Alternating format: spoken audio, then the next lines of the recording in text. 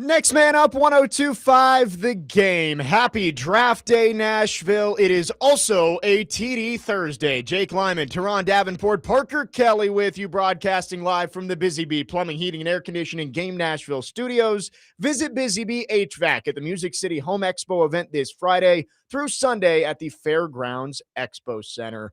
TD, it has been a long time coming, but we have finally made it to draft day. Tonight, we find out what the Titans are going to do with the 4th overall pick. Yeah, it's finally here, man. Time to unwrap the presents and see what is underneath all the paper and get things going. Finally, end guessing season. This, I will say, has been probably the most mysterious draft season I could recall covering the Titans. Normally, you get an idea, but I'll say we have an idea, but there's so many names that are involved in this thing. So it's going to be pretty cool seeing this play out. Right. I think you know a handful of scenarios that could play out, but I wouldn't say one of them feels more likely than the other at this point. And we will find out in a little over 10 hours what the Titans are going to do with that 4th overall pick, whether that's stick and pick, whether that's trade back. Before we get into Titan stuff, I do have to point this out, TD. Congratulations. Yeah. The Mets have won a baseball game for the first time in 2 weeks. The streak is over, man. It's unbelievable. I watched the game, and I don't think it's a coincidence that Soto came back. But unfortunately, Lindor has the calf situation. I'm not sure how long he's going to be out. So my guy, Ronnie Mauricio, Dante Bichette probably play. Dante Bichette. Bo Bichette probably play shortstop. Hopefully they get Mauricio some at-bats. But, yeah, it's been a frustrating streak, man. It's been bad, very bad. Actually, I saw one of the losses in person. Yeah. I mean, you make your trips up there. Yeah. It's a long season. Like 11-game losing streak is not fun, but it's a long season. And they've got enough talent to hopefully turn things around. That's what I was telling my lady. She couldn't believe that they play 162 games. And I'm like, it is 162 games. They don't play all of them. And also, you're not moving nonstop throughout the whole thing. Right. I mean, I watched the Tigers completely implode down the stretch last year, and it still worked out okay for them. So better to get it out of the way early in the season, and hopefully they hit their stride later. But it is draft day today. We've got lots to get into with TD. And TD, I want to talk about trade options for you, and we'll do that later this hour. But sticking and picking, I'd say, is the most likely scenario at 4. What are your thoughts on the trio of names that have been the most prevalent in this process? I think most people believe David Bailey is going to be the number 2 pick at this point. Again, still not guaranteed, but that's the belief. If it's Reese, Love, Styles, how do you view the Titans' thoughts on those 3 players in which they might value more at number 4? I think Reese is the I think it goes Reese, Styles, Love, honestly. Okay. But like Styles and Love are very, very close in my opinion. But I think, and it's something that we've said all along. If either of the 2 pass rushers are there, that's who they're going. Yep. You have the premium, like we talked about, that are on. Typically, if you get a pass rusher in the first round, or like you have a successful one, he was drafted in the first round. So that's more or less what you're looking at. The Arvell Reese, we could get into that a little bit now or later, but there are some things that I think need to be discussed in regards to him. But I think that's the way it ranks. Well, I did see a report last night, put it out there on ESPN.com, that the Titans believe they can use Arvell Reese. I believe you put it as the way D'Amico Ryans uses Will Anderson. Yeah. And even though Arvell Reese is viewed as that hybrid type guy, he can play off the ball. He's played off the edge at Ohio State. I think you do look at him as maybe the player with the most potential in this draft. And I know potential can be a scary word because sometimes you don't live up to it. But when you look at ceiling of players in this draft, I think Arvell Reese definitely has one of, if not the highest. Yeah, I think because you look at just the measurables, the traits. Yep. Where he is in life, period. He's 20 years old. He still has a lot of – he still had to get his man strength. You know what I mean? So that's something. And then on top of that, you look at just the way this guy is able to do some of the things that he does without really having a lot of experience at the position. There's a lot to be excited about if he were to come into your building. The buzz lately has been that Love might be going to the Cardinals. And even if he is on the board for the Titans, he may not be the pick. I know you did the NFL Nation mock draft on Tuesday. You had the choice between Sonny Styles and Jeremiah Love, went with Sonny Styles. So is that how you view it? That Jeremiah Love probably not going to be the pick tonight, even if he is on the board next to one of those Ohio State linebackers? I don't want to say probably not, because you never know how things shift in that draft room. But I believe, just from what I've heard, that Styles will be the pick. Okay. And, that's one of those situations where it would be against all, direction that a lot of people want this team to go. But at the end of the day, it's a premium position in that scheme. But when you talk about Jeremiah Love and the Cardinals, I think you have to look at it this way. So the Cardinals, back when Adrian Peterson was coming, I believe he was the 7th overall pick. They picked a lineman who was solid instead of Adrian Peterson, and Adrian Peterson became Adrian Peterson. AD. Well, Michael Bidwell, the owner of the Cardinals, was not happy about that. Monty Ossenfort is a guy that doesn't really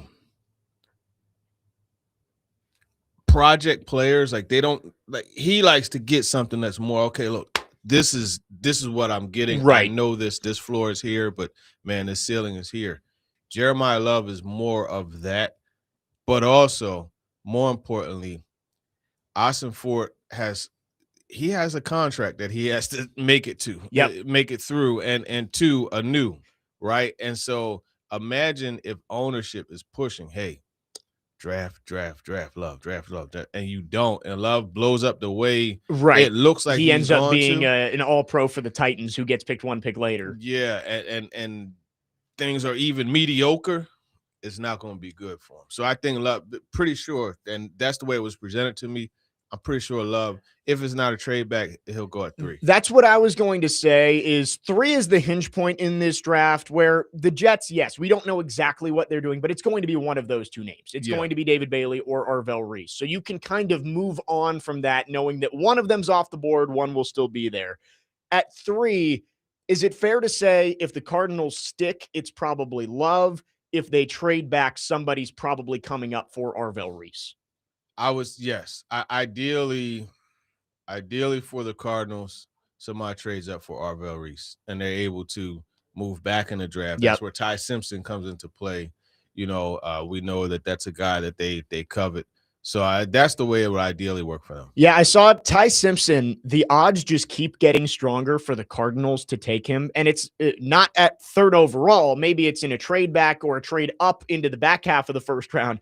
But it is a little strange to see somebody who is not going to be picked in the top 5 have, like, I think it was like minus 300, like 75% implied odds that he's going to be an Arizona Cardinal. Does that mean no one else wants him and just the Cardinals want him, or are they going to be aggressive to go and get their guy? We'll have to see tonight. Yeah, I think the Jets too. There are a lot of teams that might need a quarterback, and that's the thing. At the top of the 2nd, let's say he does fall out of the 1st, at the top of the 2nd, man, there's a couple teams, in the Jets and Cardinals. So I'm really curious how that's going to work. I also, I think it was Tom Pelissero put this out there last night and this morning.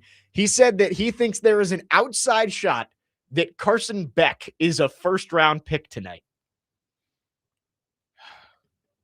That is when you know that the draft process has gone on too long, when Carson Beck is getting 1st-round buzz the night before the draft. Yeah, I don't now see if this were 2 years ago. Yeah, you know what? That's something that you could argue, but Beck. But look, he went to Miami and he played well. He showed himself to, be a legit quarterback. But I don't know about a 1st round. I think him and Drew Aller are, in my mind, comfortably quarterback 3 and 4 in this draft. But they are not 1st-round picks. They are day 2 picks, either round 2, round 3.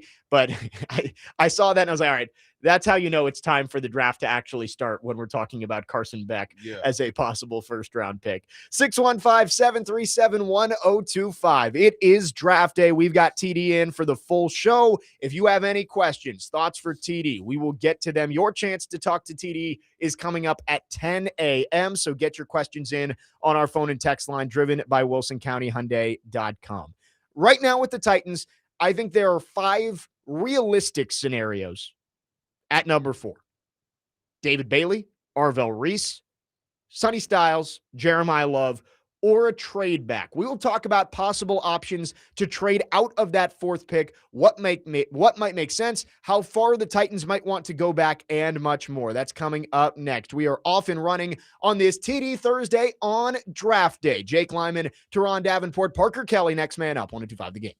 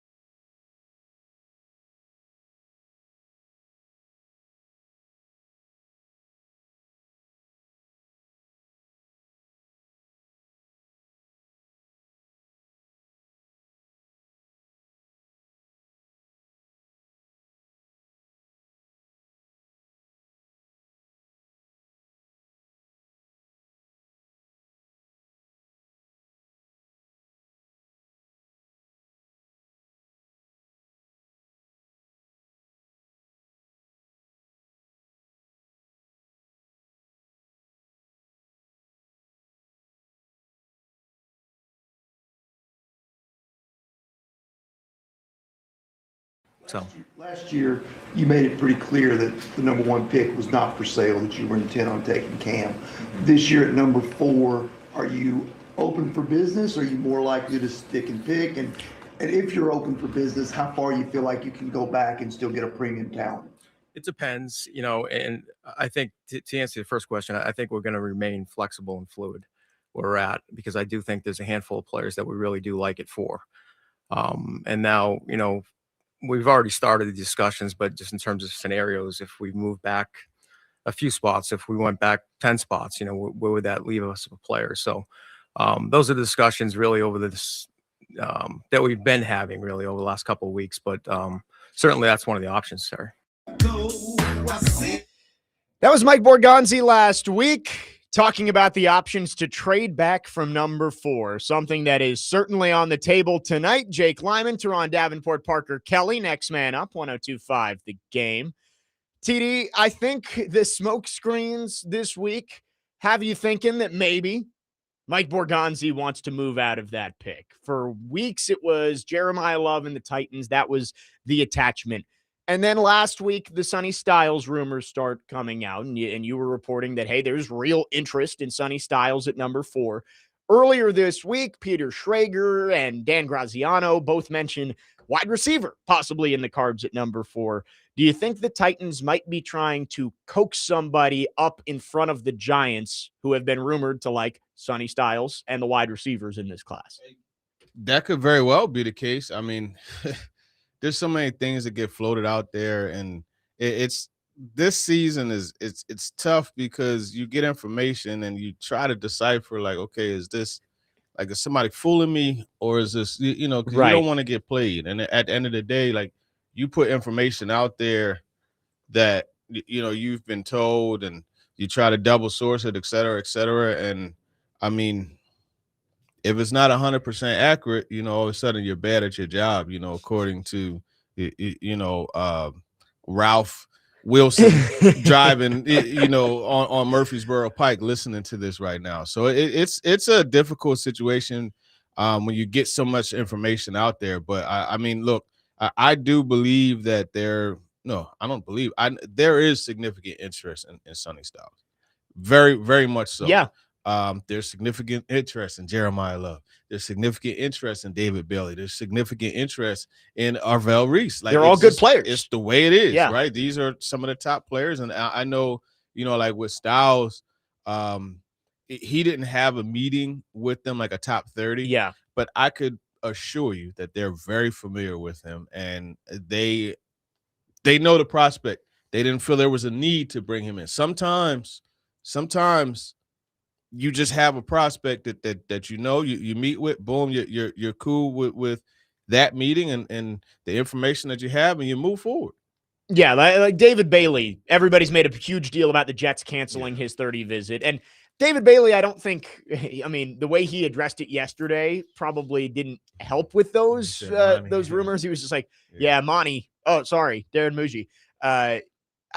I don't think it's a big deal. I think you're right that having players in on 30 visits is more for the team to find out more information about a player. And if they feel comfortable with the player, I don't think you need to bring in a guy to your facility. If the Titans did trade back, how far do you think they are comfortable with moving back from 4, considering the thoughts on this draft are there's maybe only 10 to 15 first-round grades in this draft? How far back do you think they may be willing to go and still be able to get a top-end player tonight? Yeah, I think 12. Like, that Cowboys package, I think, is intriguing. Yeah, 12 and 20. Yeah, because I think at 12, you could get like a Jordan Tyson. Let's see. Tyson to the Giants has a lot of steam, which that would, I think he's probably, his floor might be the Giants at 10. But like Mekhi Lemon for sure would be on the board at 12, I would think, if you're comfortable with that. I know you said that that's kind of repetitive with what they already have. Yeah, it is competitive. So looking at repetitive, 8, you got Tate to the Tate would probably go to the, I'm just looking at the order here. Yeah. Tate would probably go 8 to the, yeah, it just would depend. Like if the Giants go Sonny Styles, and then like will they double down on defense? You know, Sonny Styles Caleb Downs. and Caleb Downs, or right. like you know, it's all. I mean, it's all over the place there's right so now. many ways that it could go. I guess you look at it in this trade back scenario. I think the only way the Titans are able to trade is if Arvell Reese is still on the board, right? Because I don't really see somebody giving up premium draft capital to come up and get Jeremiah Love or Sonny Styles. No. So Arvell Reese has to be on the board. And if the Titans trade out, it would go Reese at 4, probably Styles at 5. I think there's a chance Love could go at 5. Oh, yeah, you're right. Yeah. Love 5. No, I was actually in this scenario, I was thinking the Cardinals would have taken Love at 3. Okay. So Cardinals because Love that would 3, allow Reese to be on the board Reese. at 4. Okay, yeah. Styles at 5. Then Browns, probably offensive line. Maybe they go Maui Noah or Monroe. I know there was a lot of buzz about Monroe Freeling. Yeah, and possibly a trade up to come get him. Yeah. 7's an interesting one with the Commanders because I think they probably go offensive weapon of some sort. So maybe that's a Carnell Tate landing spot.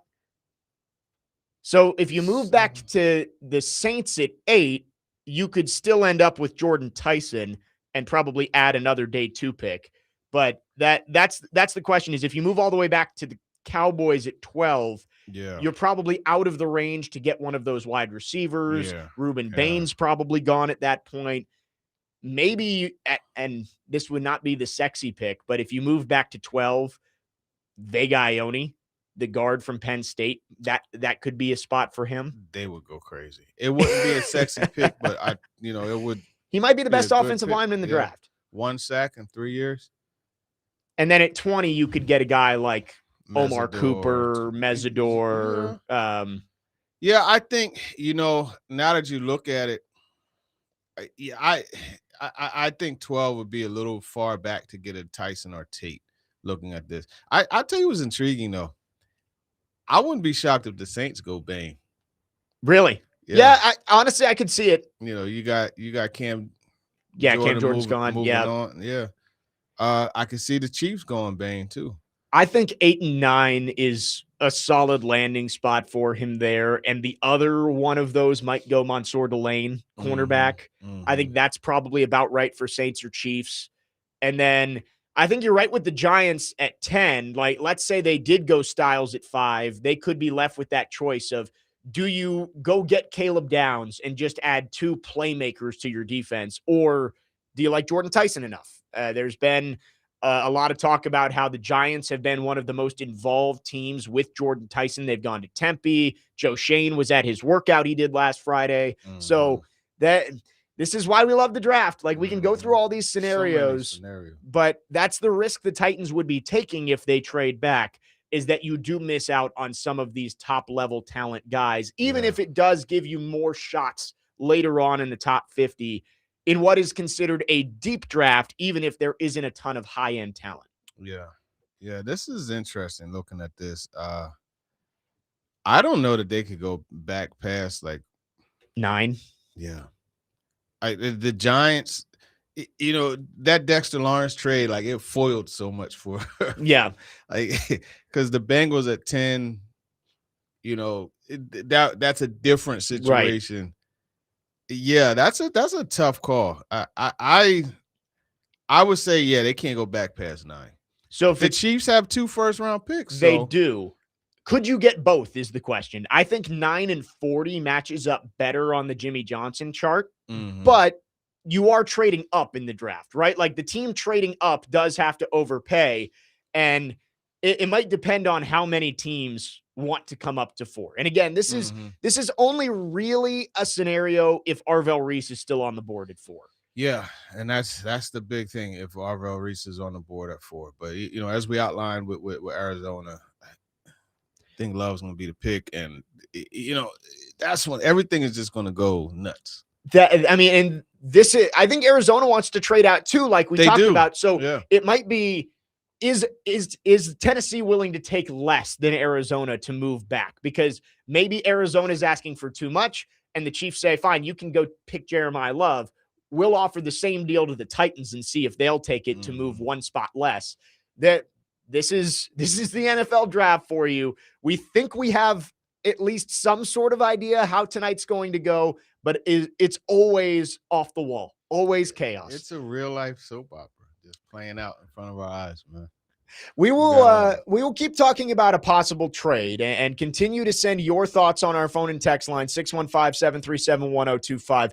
I think if we want to talk trade, we have to ask what is more valuable to the Titans, the extra pick or Arvell Reese, because that's what you'd be choosing between if you make that move at 4. We'll talk about that coming up next. 615-737-1025 is the phone number. All of our football offseason coverage is brought to you by Tennessee Brewworks, locally brewed, community-driven. Tennessee Brewworks, the official craft beer of the football offseason coverage on ESPN 1025 The Game. More draft talk, more trade talk coming up after this. And again, your chance to ask TD any question you may have is coming up at 10. 615-737-1025 is the phone number. Jake Lyman, Teron Davenport, Parker Kelly, next man up, 1025 The Game.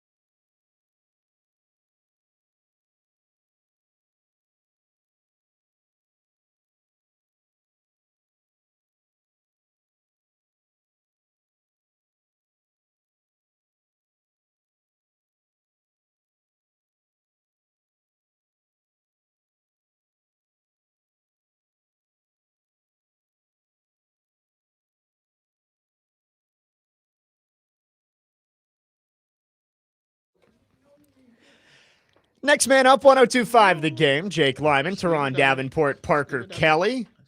It is draft day, and we are going through all of the scenarios the Titans could face at number 4 tonight. We finally get a decision from Mike Borgonzi and company, and right now we're discussing a trade, which, again, could be wrong. Maybe somebody values Jeremiah Love or Sonny Styles enough to give up extra draft capital to come up and get them. But I believe the only real trade options you're going to have is if Arvell Reese is still on the board. If the Cardinals take Jeremiah Love and Arvell Reese or David Bailey, depending on what the Jets do, is still sitting there at number 4. And in that scenario, you have to ask the question, what is more valuable to this team? Is it a possible building block player?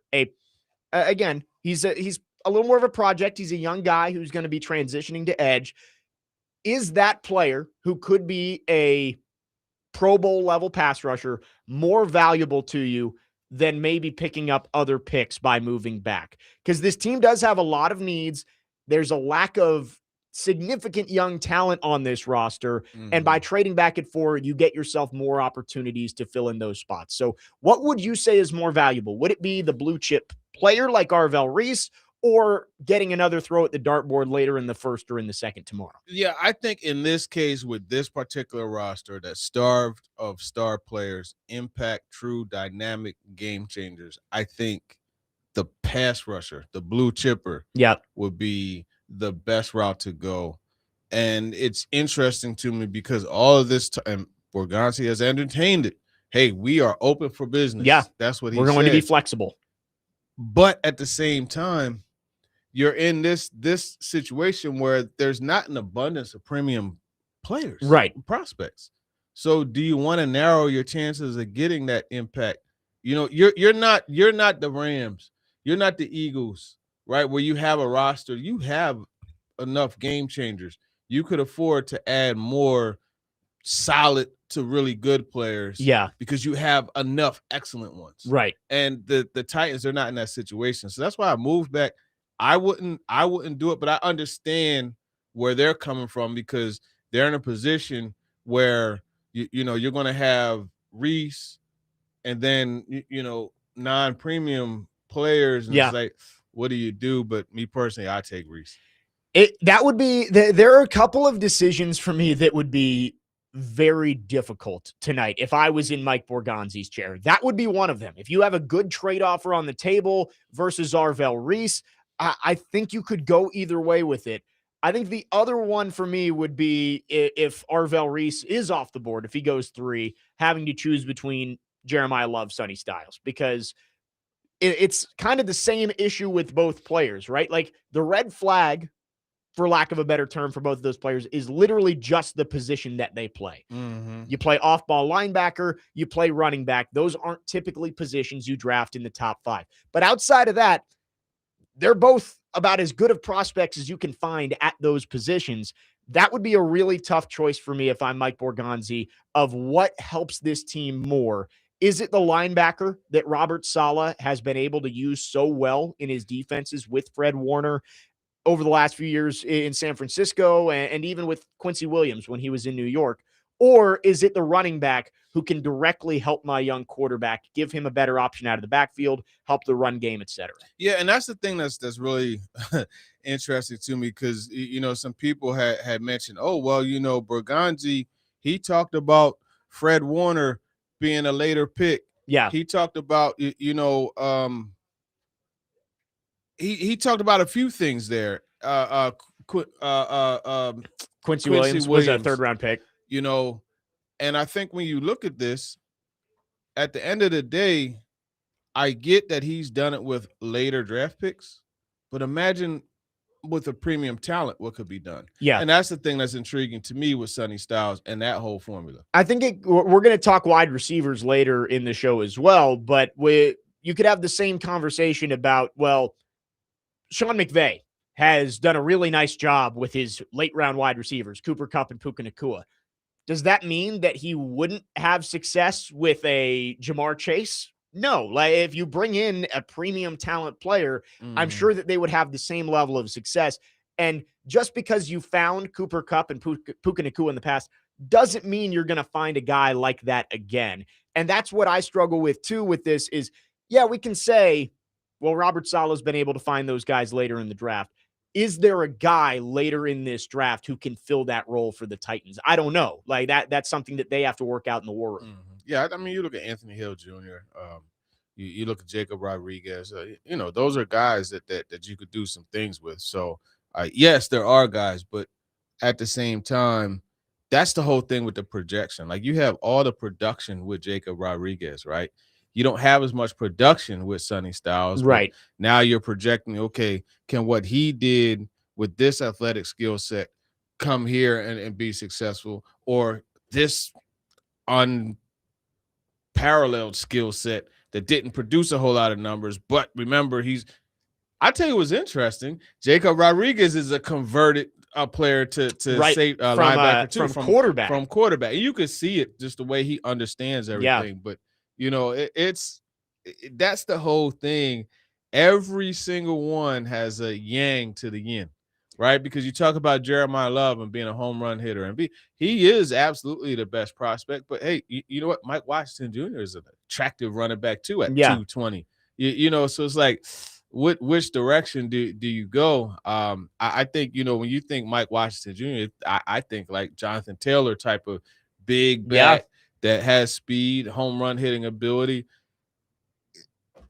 It's the only thing I don't think there's a yang to is David Bailey and Arvell Reese. Right. You know what I mean? And that's why those guys are so coveted. Those guys are a tier above at premium positions, right? Like Jeremiah Love, of course, there's a big gap between running back one, Jeremiah Love, and the next guy. Same thing with Sonny Styles at linebacker.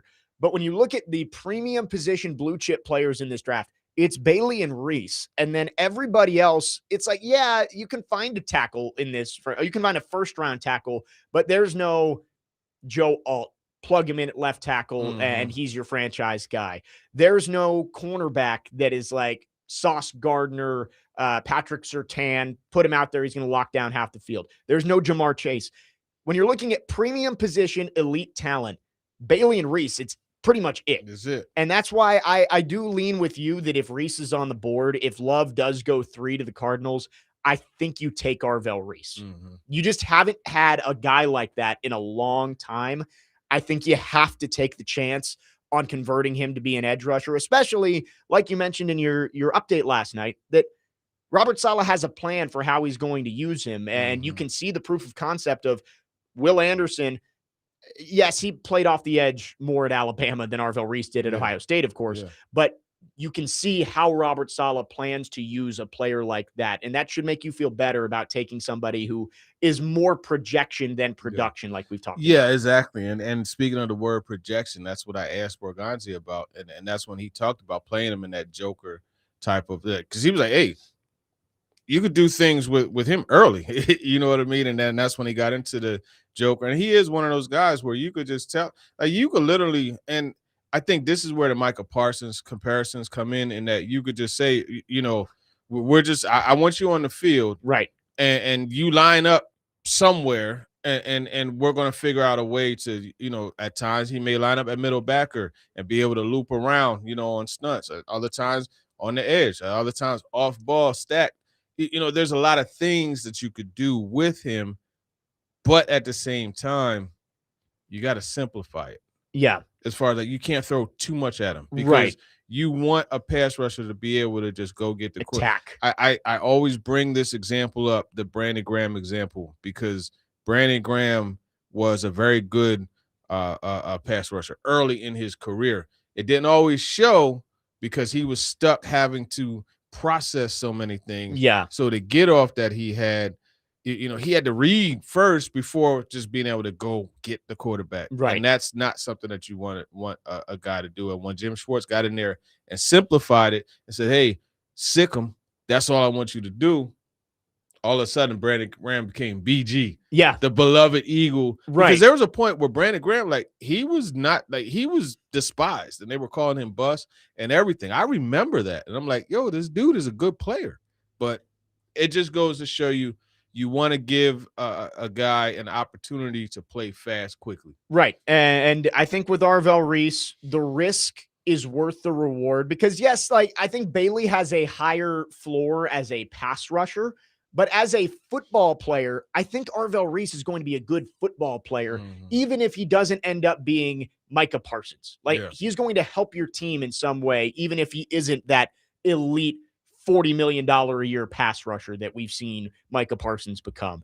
615-737-1025. We will take your thoughts. We see you waiting on the phone lines. We will get to all of you coming up next. Again, your chance specifically to talk to TD. We're going to get to your questions throughout the whole show, but we will do that at 10 a.m. So get your questions in on our phone and text line, driven by WilsonCountyHyundai.com, 615-737-1025. The Game Nashville Sports Network will have coverage of the NFL Draft live today from T-Line Nashville and tomorrow from Chicago's home of Chicken and Waffles. Coverage begins at 6 p.m. today on 102.5 The Game and tomorrow on Sports Talk 830 and is presented by Parman Tractor and Equipment, Pizzona MD, Nelson's Greenbrier Distillery, Sealmaster, and Tri-State Water, Power, and Air Home Generators. Jake Lyman, Teron Davenport, Parker Kelly with you on Draft Day here on Next Man Up, 102.5 The Game.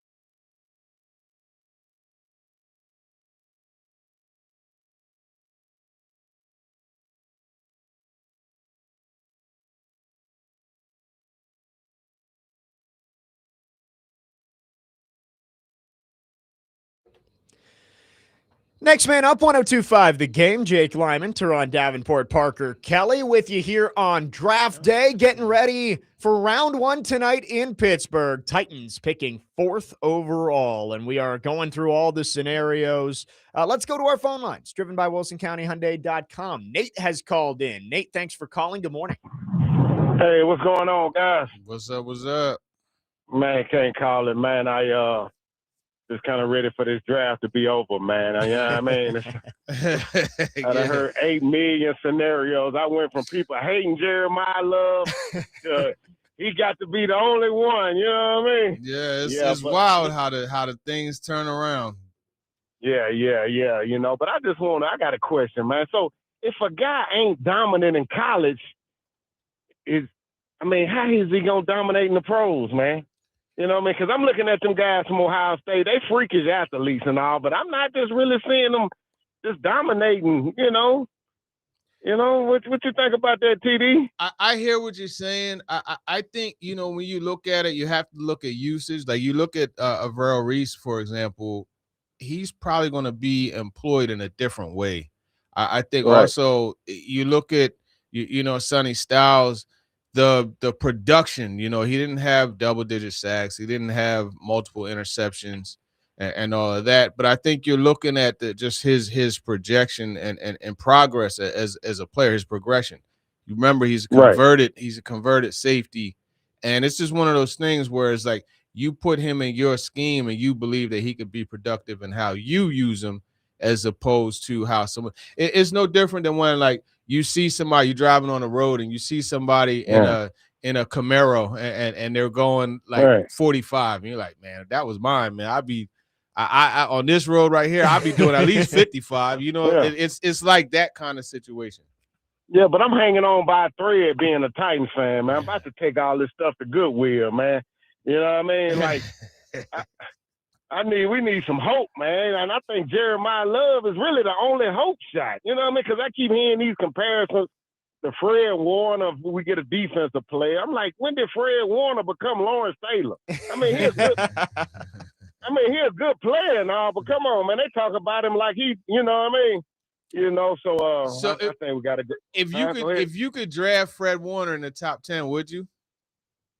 Well, like if we could get him right now.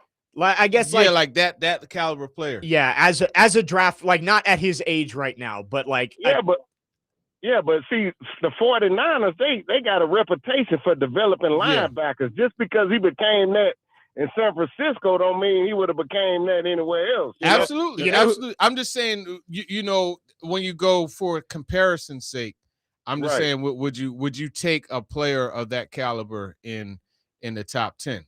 Well, look, I'm gonna tell you, I'm not finna get up early on a Sunday morning, shell out $200, $50 for parking to go see Fred Warner. Okay, that's a fair point. I would for Jeremiah Love, though. You know what I mean? I get you, and that's in essence what I was trying to unearth. So yeah, you said it. Yeah. Thanks for the call, mate. Thanks for taking my call, guys. Appreciate it. And I will say, San Francisco having a history of developing linebackers. You know who is doing the developing there? Your new head coach, Robert Saleh. Yeah. So that has to play a role there too. I see what he's saying of like, hey, Arvell Reese had 5.5 sacks at Ohio State this year. Guess how many sacks Micah Parsons had his last year at Penn State? 5. Like I am tired of using that comparison. And I know everybody's tired of hearing that comparison when we talk about Arvell Reese, but that's really the guy, right? If you're looking for somebody who was an off-ball linebacker who showed flashes off the edge and has turned into an elite edge rusher, it's Micah Parsons. And that's the ceiling for Arvell Reese. That's why you draft him. Doesn't mean he's going to become that, but that's why you would draft him there. I understand what Nate's saying. If I had to say what I want to happen tonight, I want them to take Jeremiah Love because that would be really fun to watch next year. Cam Ward and Jeremiah Love together. I'm with everybody there. I would want to see that on this Titans team. But in terms of what they should do, I lean more that they probably should go with the pass rusher over the running back. I would take Love over Styles. But again, that's not up to me. It's Mike Borgonzi, Robert Saleh, what they feel would help this team more. Yeah, and there's just so many directions that it could go. And just to sprinkle the trade back option in there again, What if the Saints want to come up and get Reese? Yeah. You get Jordan Tyson. I don't know what package the Saints would Let's have to see. put together because they're what at 8, right? The Saints are at 8. They are at 8. So I need to just bookmark this trade value chart. So they pick at 8 and 42. That would be about what it would cost. You would get about a 5% win on that. And also you maintain your stated goal of to have 10.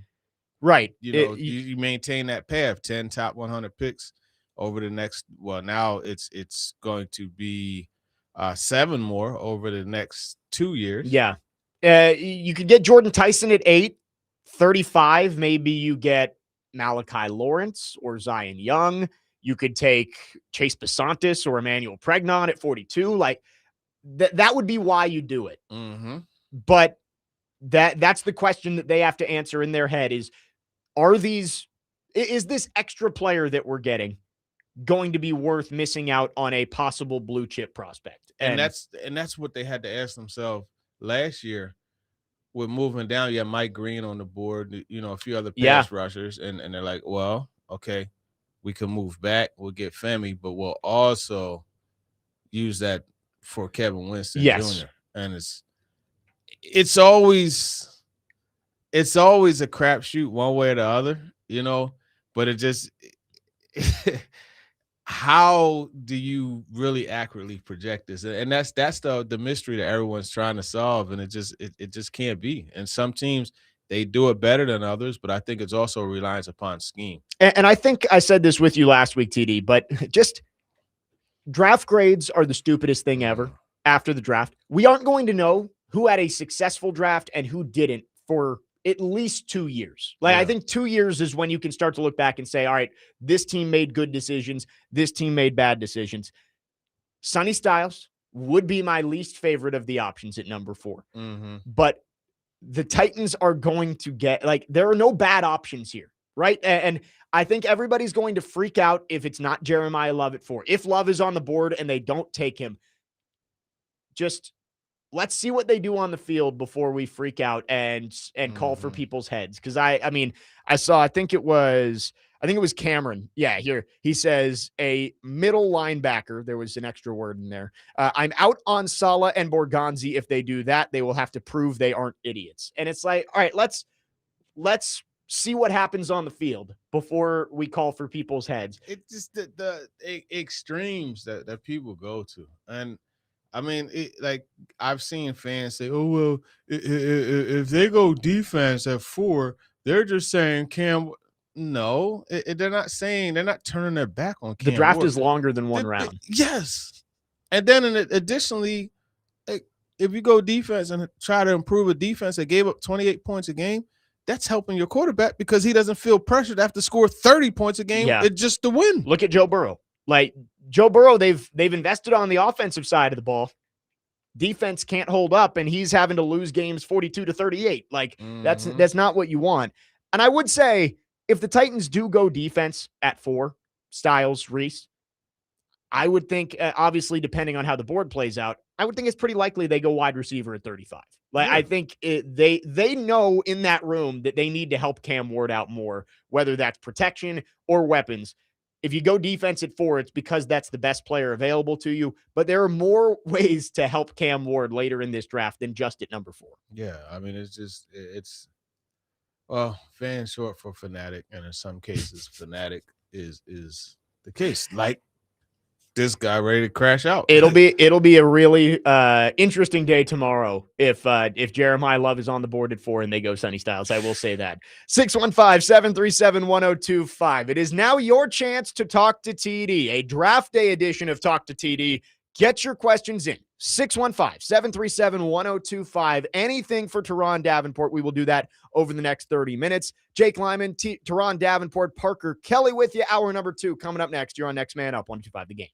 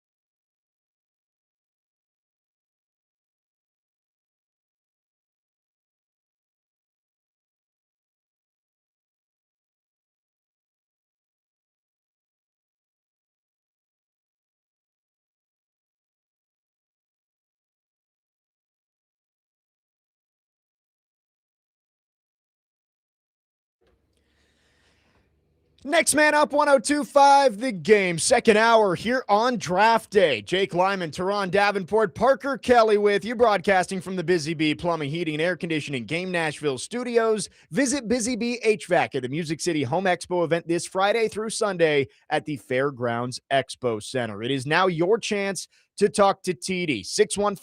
615-737-1025. Any questions that you have for Teron, we will get to them in the next 30 minutes at the very least. We may have to extend it today for this draft day edition. Let's start by going to our phone lines. Adam in Portland is called in. Adam, thanks for calling. Go ahead.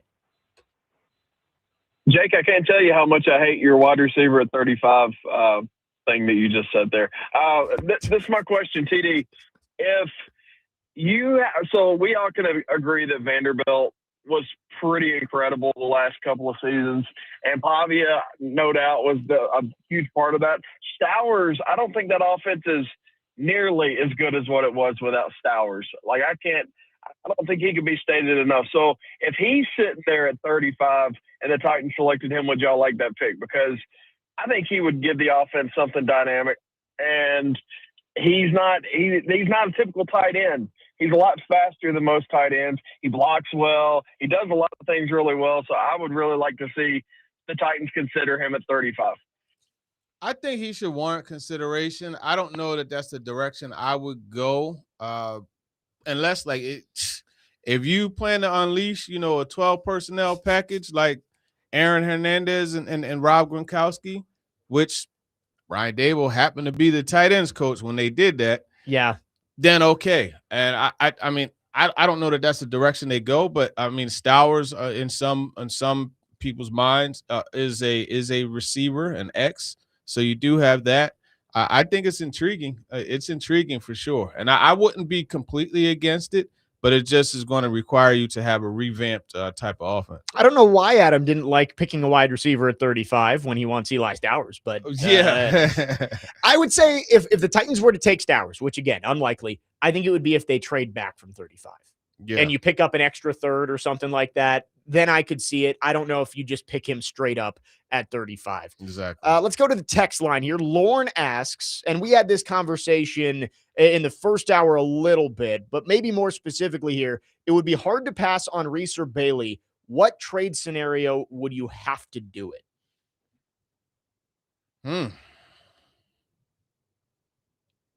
940 and a first next year with the Chiefs. Right. Yeah. I think if you're getting a severe overpay, did you see Connor Orr's trade proposal he had for Sports Illustrated?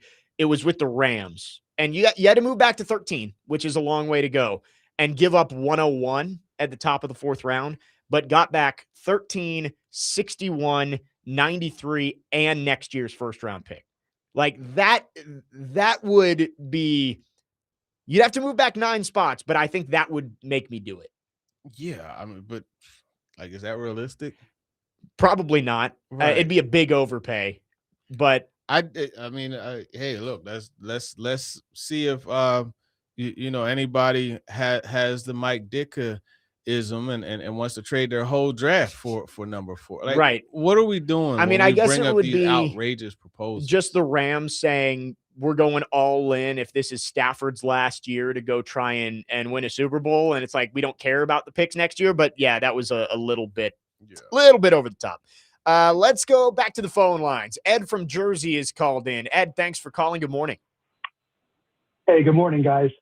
So this is just a fun draft. The unpredictability of it just makes it probably one of the best drafts in years. But let me ask you this, where I struggle with this. So let's say it's Styles, and I were to tell you that Styles is going to be an all-pro middle linebacker for years to come. But I were to tell you that Reese would be a good to very good player. Let's compare maybe a little bit better version of Harold Landry, just for comparison's sake. What's more valuable if both their careers turned out that way, in your mind? It's a very good question. I like this, and I like where you're going, because here's the thing. If you draft, I wish we didn't lose him. If you draft Sonny Styles, Jeremiah, if you draft a running back number 4 overall, you draft a middle linebacker 4 overall, they are required to be a Hall of Famer. Basically, yes. You know what I mean? Yep. and I'm not saying true to the case, but like that's the type of requirement that's put on them. But if you draft an edge and he gets 10 sacks, hey, Yeah. good job. He's a Pro Bowler 5 times in his career. It's like, man, that was a good pick. It just kills me how the way this game is looked at, it's just been so distorted. And like last time I checked, the idea is to have good players. Like that's what you draft players to be good, prospects to be good players. It's something we talk about during the draft of the positional value, and it definitely makes sense. The money is what it comes down to a lot. Like if you draft Jeremiah Love 4th overall, he is the 7th highest paid running back in the league. Whereas if you draft Arvell Reese or David Bailey, they're like the 31st highest paid edge rusher in the league. Like that's why people bring this up.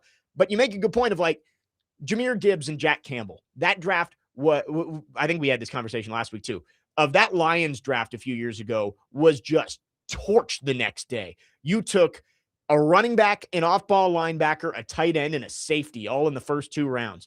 Guess what? All 4 of those guys are great. And I don't think Lions fans look back and say, man, I wish we would have taken a pass rusher and a cornerback and a wide receiver. No, we got an elite safety, a very good tight end, an elite running back, and a very good linebacker. Like, I would take it. So you're right. Like, and all 4 have been catalysts for their turnaround. Right. Nobody's going to remember where guys were picked if they turn out to be Hall of Famers. And again, like, I don't know. You don't have to be good players, a solid, an outstanding player. Like, and that's my thing. We get so caught up in this positional stuff and everything. And I mean, you look at Saquon Barkley. Everybody like, don't draft a running back. Don't draft a running back.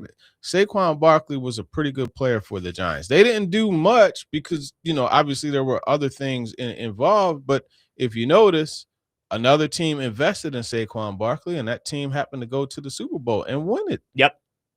And he ran for 2,000 yards. And this whole thing, and look, I'll never take credit away from the offensive line, but I'm not going to limit credit for the offensive line to just the running back, right? Because this whole thing of, you have to have an offensive line for the running back. Yeah, you have to have an offensive line, period. And that's why when you're building, you start there, because everything starts with the offensive line, whether it's your Hall of Fame quarterback throwing to a Hall of Fame receiver. If he doesn't have time to do that, it doesn't matter. So the offensive line is important to everything. Don't just project that into the running back conversation. If we want to look at his scenario specifically, he said Arvell Reese becomes a slightly better version of Harold Landry. I looked up. Harold Landry averages 8.5 sacks per year. So let's say Arvell Reese averages 9.5 sacks per year versus Sonny Styles becomes Patrick Willis. Like P. Willie. What would you value more? A pass rusher who averages just shy of 10 sacks per year or an all-pro linebacker? I watched that 49ers defense get built around Patrick Willis.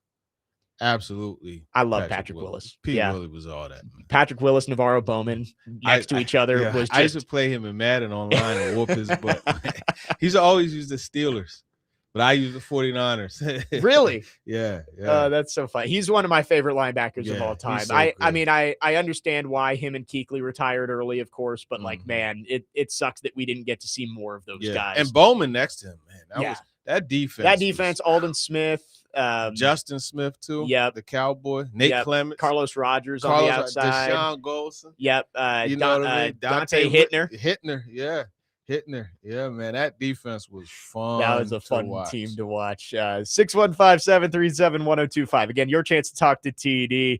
We'll do one more before the break here. Richie from White House asks, every year, TD, the draft brings surprises, whether it's a player taken earlier than expected, a team trading a haul of picks to move up, or someone slipping. What do you think the biggest surprise of this draft is going to be?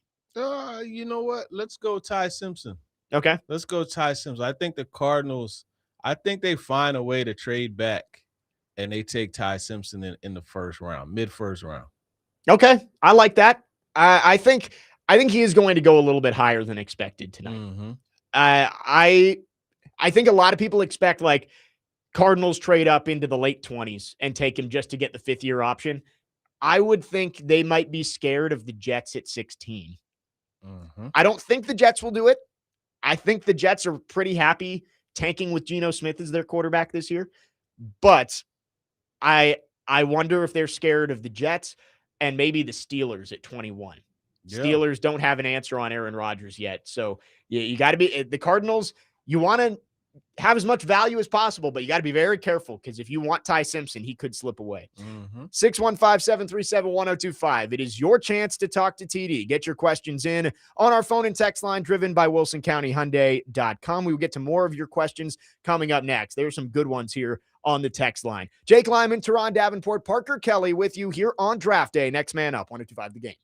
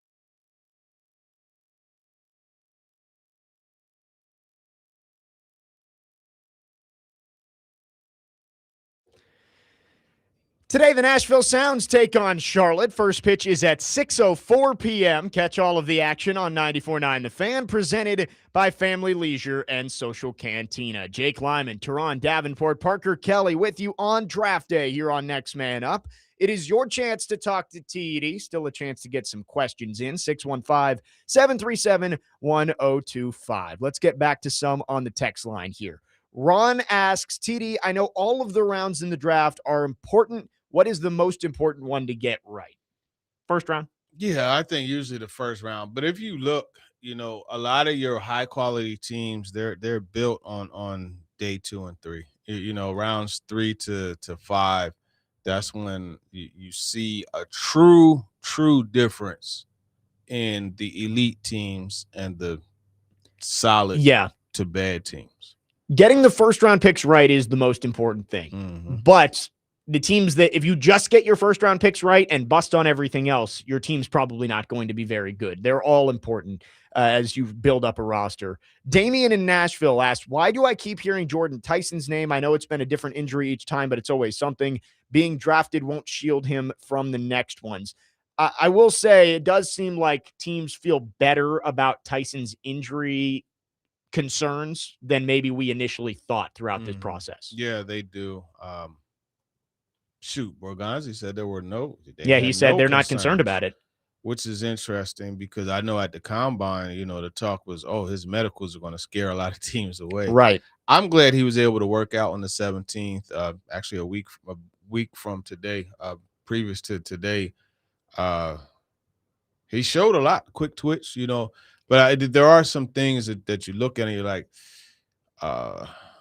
you want to make sure that those hamstrings don't pop. Yeah. And the hamstring injuries are always they're the nagging ones, and they're the ones that come just at any given, like you never know it. And it's a shame because like guys look like they've been shot, you know what I mean? And right. They just grab the back of their leg and they just fall out, man. It's bad. I think you could have, obviously for different reasons, but similar conversations between Carnell Tate and Jordan Tyson as you are about David Bailey and Arvell Reese. Like I think Bailey is the safer pick.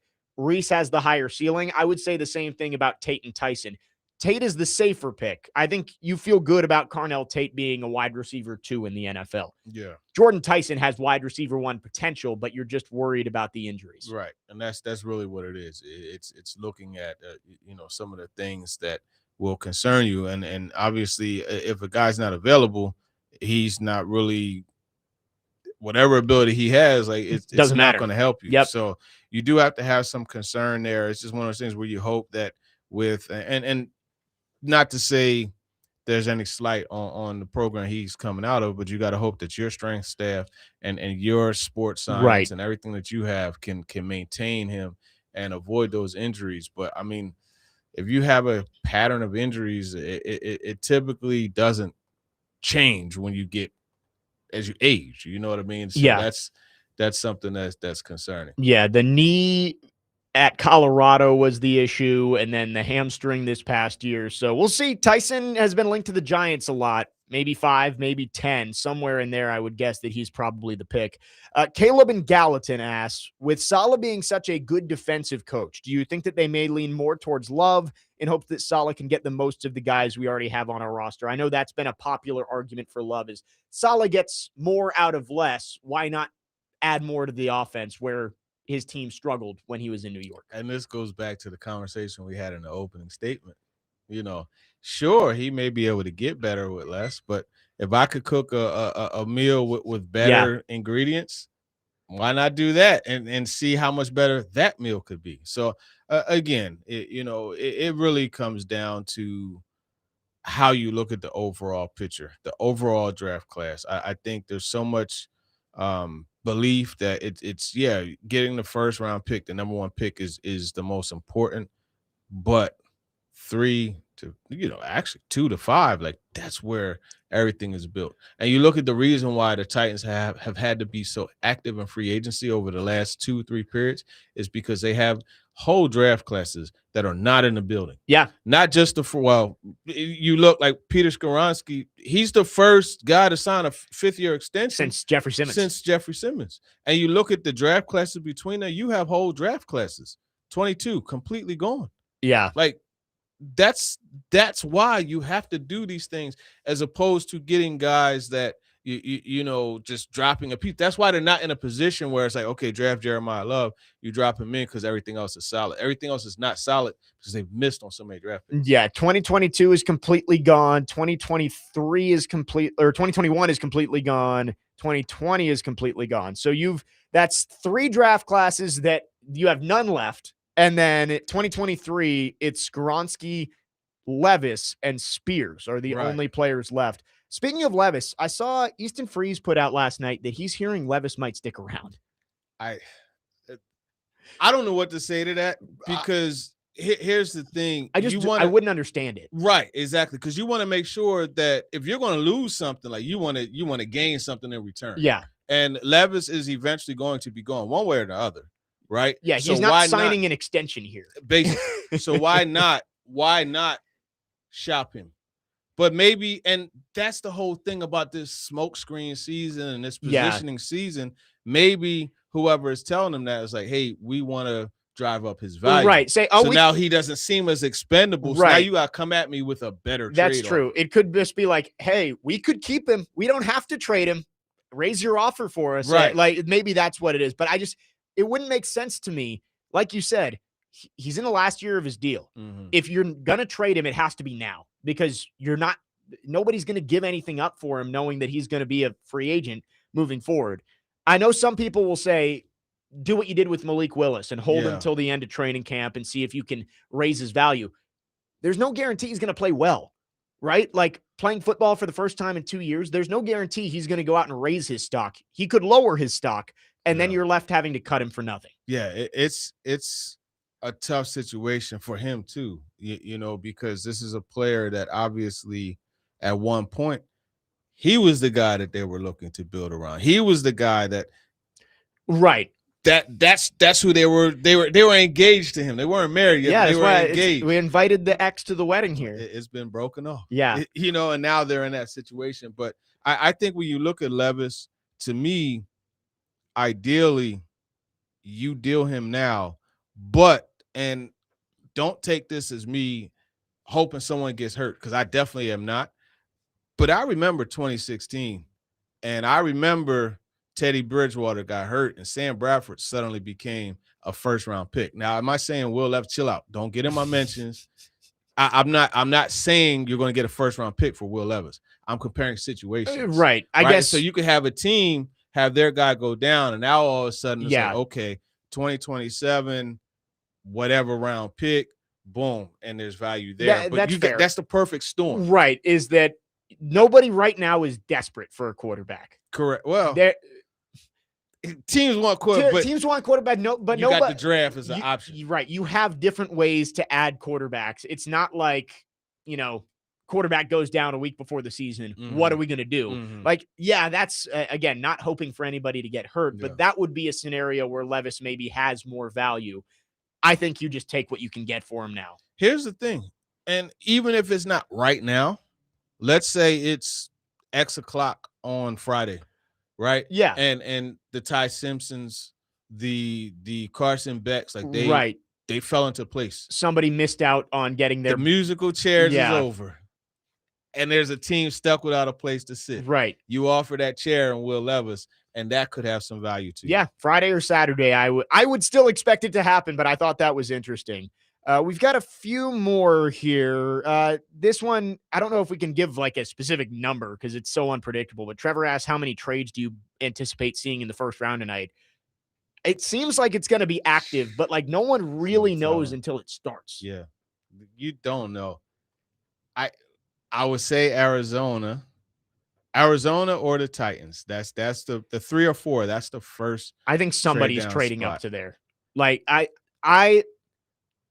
think it's going to be the Cardinals. If I had to guess, I think the Saints or Chiefs are going to move up for Reese, and that leaves you in the scenario where Borgonzi's going to have to choose between Love and Styles, and you're either gonna get the fan base to fall in love with you, no pun intended, or you're going to be heartbroken across Nashville. Hey, look, you could always do like Brad Holmes and come back a couple years later after the unpopular picks became popular and hit him with the cool Mo D. Yeah. How you like me now?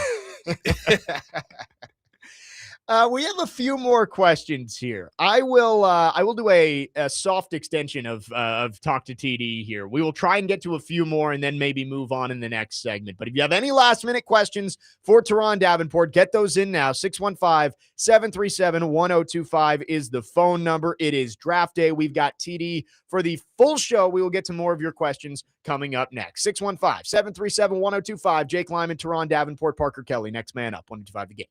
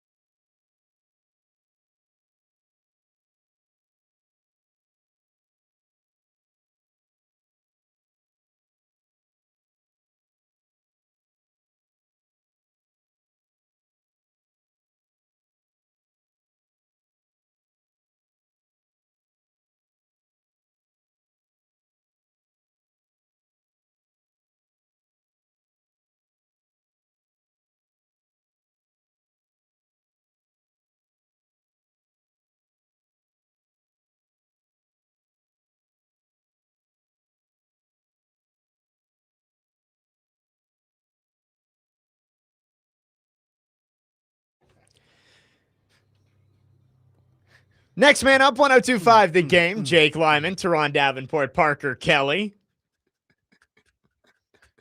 That's that heat right there, man. I ain't gonna tell you. That's hey, they play that music in certain environments that I used to frequent as a younger kid. The smile on TD's face lit up the room. I was like, all right, we got to touch on this one for a second. Yeah, man. Funny. We are extending Talk to TD, and we're getting some more questions in here. So I'm glad I did this. We will get to all of you here in this last segment of Talk to TD and then get back to more draft stuff. Let's go to the phone lines driven by WilsonCountyHyundai.com. Matt is on the line. Matt, thanks for calling. Good morning. Hey, fellas. Happy draft day. Happy draft day. Matt, what's good with you? Yeah. Man, always good to be on with your TV. Just a question. Don't they, just y'all, in your opinion, my opinion, don't they have to go offense? They've done so much for the defense. We have nobody on our offense other than Cam Ward, anybody even knows hardly. And, when we watch this team, they are so predictable and boring. Don't we have to go Love just because of that? I mean, I like Arvell Reese and all those guys, but I watched a lot of Ohio State games, and, man, I'm going to tell you, Arvell Reese was not the best player. Best player on that defense was Caleb Downs or Sonny Styles. It was not Arvell Reese. He is a project. He's like, do you remember Isaiah Simmons from a few years back? I remember him. He hasn't done anything. He's a freak athlete. He didn't have a position. That's kind of where I'm at with it, man. They can't take they can't take another guy like that. They can't. Don't you think so? I think this is a case, Matt, where if they go Reese, it shows you how much they trust Robert Saleh and Aaron Whitecotton. I think that's really what it boils down to. And then you look at what Mike Borgonzi said, and this statement, like, it really stood out to me because he said he's the most explosive prospect he's seen. That's what he said of Reese. And then he also mentioned how he's shown flashes. Because I asked him straight up, I'm like, look, you haven't seen this guy do this consistently. What is it that makes you feel confident about the projection? And that's when he said the explosiveness. And then he said when you have a player like that, you could play him early. And that's what he mentioned, the joker position or whatever, elephant, however you want to look at it. I mean, it's the same position. Like, they used to have Bruce Irvin play it in Seattle. I mean, you've seen multiple guys play that position. And that is apparently where they project Arvell Reese to play. And then the other thing that he did say is he's certainly shown signs of being a dynamic pass rusher. So when you look at those comments, it tells me that they believe the projection it isn't as much of a projection as it is they feel that their staff can develop him into the player that they want. Yeah, I understand all that, but that Jets defense he had was tremendous, and they still only won 5 games because of the quarterback situation and the rest of if they take Arvell Reese, man, I will be upset. I don't know about anybody else. So how about this? Matt? How about Arvell Reese at 35 or at 4, and then you come back at 35 and you get Chris Brazzell, Denzel Boston. How would you feel about that? Maybe Denzel Boston, but I'll make a lot of UT fans mad. UT wide receivers usually do not pan out. Hey, folks, Matt said it. I didn't. I'm about to have me fried on this Thursday. Look at your history. Look at the history. Yeah, I get it. What UT wide out has done a whole lot. They usually either get hurt or you have to go way back to Carl Pickens. Come on, man. Cordero Patterson. That dude's a running back. I get it. Yeah. No, I get it. I get what you're saying exactly. It makes sense. I get what you're saying. It's like, all right, look, we saw this movie before with a very good defense and a bad offense. It debuted in New York a few years ago. We've seen it before. I get that. I think in this case, though, the difference is you do have a quarterback in Cam Ward, and I think you have the makings of what can be a solid offense. If you look at, like, they're going to be better offensively this year. I think having Ridley for a full year, is he an all-pro? No, but having him for a full year, having Wan'Dale Robinson, I think that's going to help the further development of Gunnar Helm. I think that's going to help. And Brian Daboll, like we know that Daboll is a top shelf offensive coordinator. Now, manager of people and CEO, maybe not, but at least given what happened with the Giants. But we know that he's going to put Cam Ward in a successful situation. So to me, it's kind of like in this situation, they're trusting their staff and their scheme more than they're trusting, hey, let's just add everybody top shelf players, if you follow. Okay. Give me. I'm gonna jump off. Give me your favorite Nas album, man. I'm gonna just jump off. I think the first one was the best. Bro, give me your favorite one. You can't beat Illmatic. I was just in Queensbridge last week, man. You can't beat Illmatic, man. I'm sorry, you can't beat Illmatic. I do like the second one though. With Fake Thug, No Love, you get the slug, see before gusto, you love, you know what I'm talking about with the message and If I Rule the World and all that, and then even. Yeah, I gotta go Illmatic, man. I gotta go Illmatic. Because halftime, the world is yours. All that. I got the world is yours tatted on my back. You know what I mean? Yeah, I gotta go Illmatic, bro. Okay, all right. Yeah, I just wanted to know y'all have a good one. You too, family. Thanks for the call, Matt. And on the Reese Styles love stuff, like I know people want offense and you want to help Cam Ward. When you're picking in the top 5, need can't really be part of it. Like you pick the best player, the guy that you think is going to make the most impact on your team. But Matt, he makes a good point because like even like, as he was making the point, I'm like, yeah, you know what? We have seen this movie before. And I think that's the thing that you have to be concerned about. But the main difference is, you got Cam Ward and you have a more like Mike LaFleur and Hackett, or not Hackett. What's it was Nathaniel Hackett. I said Hackett. And also I went Paul Hackett. I'm like, oh, he ain't the old Bengal. But I think Brian Daboll is a more like you could trust that scheme more than And it's not like the Jets didn't have talent. Yeah, like you had Garrett Wilson, right? You had Breece Hall. Yep. Now, obviously, the quarterback situation, Zach Taylor, right. But they put it together against the Titans in that Corey Davis revenge game. They did. Yes, they did. Yeah. I get what everybody's saying about offense, and you want to help Cam Ward, but there's more time to do that. You got the second, you got the third, you got day 3, and I'm sure that they're going to spend, I would say, a majority of their picks on offense, whether that's pass catchers, offensive linemen. I think they are going to try and help out Cam Ward.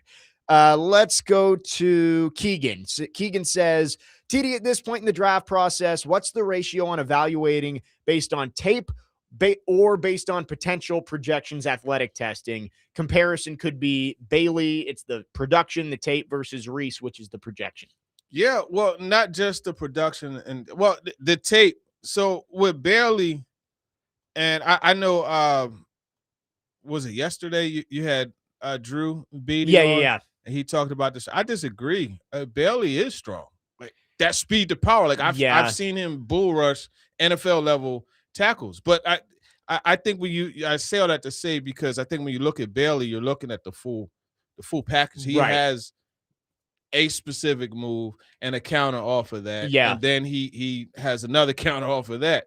So I think when you look at Bailey, it's like, okay, I've seen him do this. Like he's put this on film. Right. Consistently. Reese has only been spurts, but you compare them athletic. Like Reese is a more athletic prospect. Yeah. So now you're banking on projection a little more than proven production. Yeah. And that's why it seems like the Jets are going to go with Bailey. I think they want to go with the more proven guy. Reese, Matt made the Isaiah Simmons comparison. I wouldn't make that comparison. Simmons was a hybrid safety linebacker. He was not a linebacker edge. I think what would concern me more about the hybrid part is you just drafted Femi last year, who was a converted linebacker to pass rusher, and you're doing it again. Like, do you want to have 2 quote unquote projects on as your 2 young edge guys instead of getting somebody who has that proven proof of concept? We know he can do it. Yeah, and I think that's really what you're at. And that's why Bailey's going to be drafted higher than Reese, because you're drafting more on proven production than the projection. Yeah. It's a projection regardless. That's the whole thing that's fun about this. Yeah. Every single pick is a projection. You know what I mean? There's Right. no sure thing. As much as I believe Jeremiah Love is going to be a sure thing, there is no specific sure thing in here. But Love has the least question marks. I'll say that. I agree with that. Because you can't, like, what hole can you poke in Jeremiah Love? The only hole you could poke is he's a running back. Yeah, no. But then I could counter that and say, hey, he's more than that. Jeremiah Love is the closest thing to a guarantee in this draft. Like of the guy, like, and Top Tier asked this in the YouTube chat, I think. Who has the biggest bust potential? Mendoza, Reese, Bailey, Love, or Styles? I'd say Love for sure has the lowest bust potential. I'm going with Mendoza has the biggest. I mean, yeah, it's quarterback, right? Like, yeah. That would hurt them. Oh, that would hurt. Yeah. I mean, out of those 5, I would say Mendoza for sure. Mm-hmm. I just want to see. I just want to see the locker room. Like, how is he going to be able to command that locker room? Yeah. You know, with all of it. Like, man, God, Max Crosby ain't trying to hear that mess. You know what I mean? Like, I just want to see how that works. He's that's going to be a funny mesh with him and an NFL locker room trying to lead it, but we'll see. All right, couple of fun ones to wrap up. Talk to TD. I've been saving Chase from White Bluff. He wanted something other than draft talk. He says, TD, LeBron, King, James, the GOAT, 41 years old, 19-8-13, 28-8-7 in a playoff series. Jordan, Magic, none of those guys were doing this at 41. I mean, he is right about that. 6 rings. He's right about that. But look, man, Jordan, I hate these comparisons. But I mean, look, you have to consider medicine is different now. You know what I mean? A 41-year-old now is different from a 41-year-old in the 80s and 90s. It's different, you know. But I mean, at the same time, what LeBron is doing is tremendous, and I will never take anything away from LeBron. He's among the greatest ever. But beauty, as we know, is in the eye of the beholder. Yeah, it's a generational thing. I grew up, you know, I hated Jordan, but it's like you got to respect what he did. My favorite players, you know, Bernard King. Like that's my guy. Yeah, you know what I mean. Dominique Wilkins, but it's hard to say Jordan's not the best ever. It's hard. Because I saw it firsthand. Right. I felt it. Right. You know, Mama Parker played Mama Said Knock You Out. You know, there were times where Jordan killed the Knicks, and I went down in the basement and just shadow boxed to that song because I was so damn mad. You know what I mean?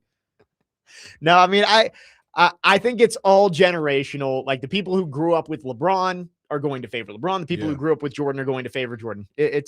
I can't believe we're having a LeBron Jordan debate on NFL draft day, but you know, here we go. Last one here. Devin and Dixon says, TD, who are your 2 favorite players growing up? One from college, one from the NFL. Okay. So my favorite college football player ever is Riedel Anthony, but that wasn't like until later in life. Because like I was in college by then. So growing up, my favorite. Oh, that's a good question. That's a really good question. Growing up, my favorite college player, man, Rocket Ishmael is one you got to mention. Yeah, I'll probably say Rocket. And I hated Notre Dame, but I love Rocket Ishmael. Yeah. You know, our favorite NFL is easy. It's easy. Andre Reed. Yeah. Has always been my favorite NFL player. There's so many guys I like, though. Obviously, Jerry Rice, T.O. But growing up, it was Andre Reed. My first favorite player, though, was Al Toon. Really? This was back when, you know, I lived in New York and the Mets, the Jets, rather, played at Shea Stadium. Al Toon, Freeman McNeil, that's New York Stock Exchange with Gastineau, Joe Glecko, those guys. Yeah, those Jets teams were actually like, that was my first favorite football team. So, yeah, it's still Andre Reed, though. I love it. That's a great question there. And that'll wrap up Talk to TD. You can listen to Talking with TD anywhere you find your podcast. We ran 2 mock drafts. Chris Sanders, his 3-round mock, my 3-round mock. I love it. Mine got an A-. Okay, yeah, there you go. That's I think I've probably run like 100 simulations, just like sitting around, like I'll be planning for the show. I'm like, let's just run another simulation. Yeah. 615-737-1025. You can keep sending in questions. We will try to get to them throughout the rest of this show, but I did want to get TD's thoughts on some players outside of the first round that we could hear being called to the Titans sometime this weekend. We'll do that coming up next and wrap up hour number 2. 615-737-1025. Jake Lyman, Teron Davenport, Parker Kelly. Next man up, 1025 The Game.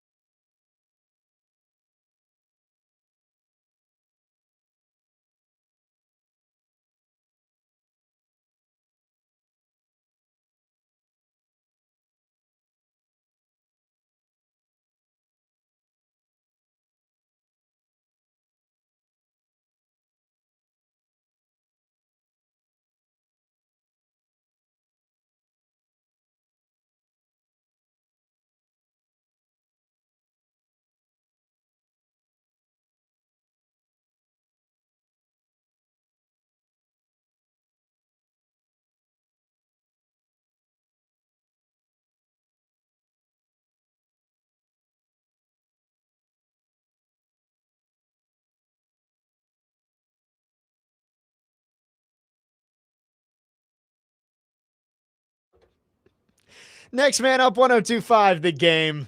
Jake Lyman, Teron Davenport, Parker Kelly. This is well done, Parker.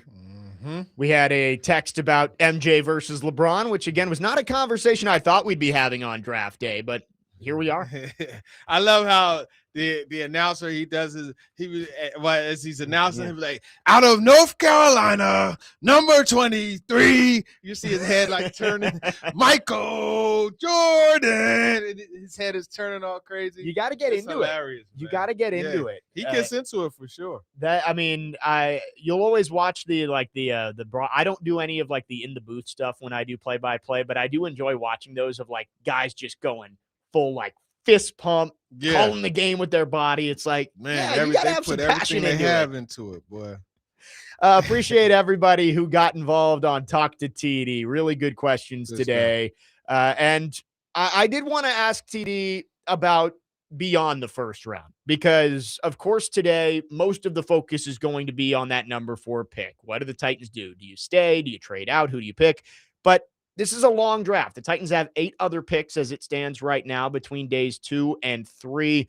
What do you think the Titans are going to prioritize this weekend, whether that's the interior of the offensive line, trying to add some players there, some weapons, the secondary? Could we see some players added there? What do you think the Titans need to get done this weekend in the NFL draft? All of it. No, I think they're going to prioritize. I think adding to that line is going to be critical. It's something that keeps coming out, right? Mike Borgonzi, every time you talk about offensive line, like it's you can tell it's a priority. Oh, you can never have enough big guys, good guys like that. And they're hard to find. The left tackle answer was really interesting. So it's you look at that, you're like, hey, I hear what he's saying, and he's consistently stuck to, like, that's not smokescreen, that's not lip service, that's your core is coming out. Yeah.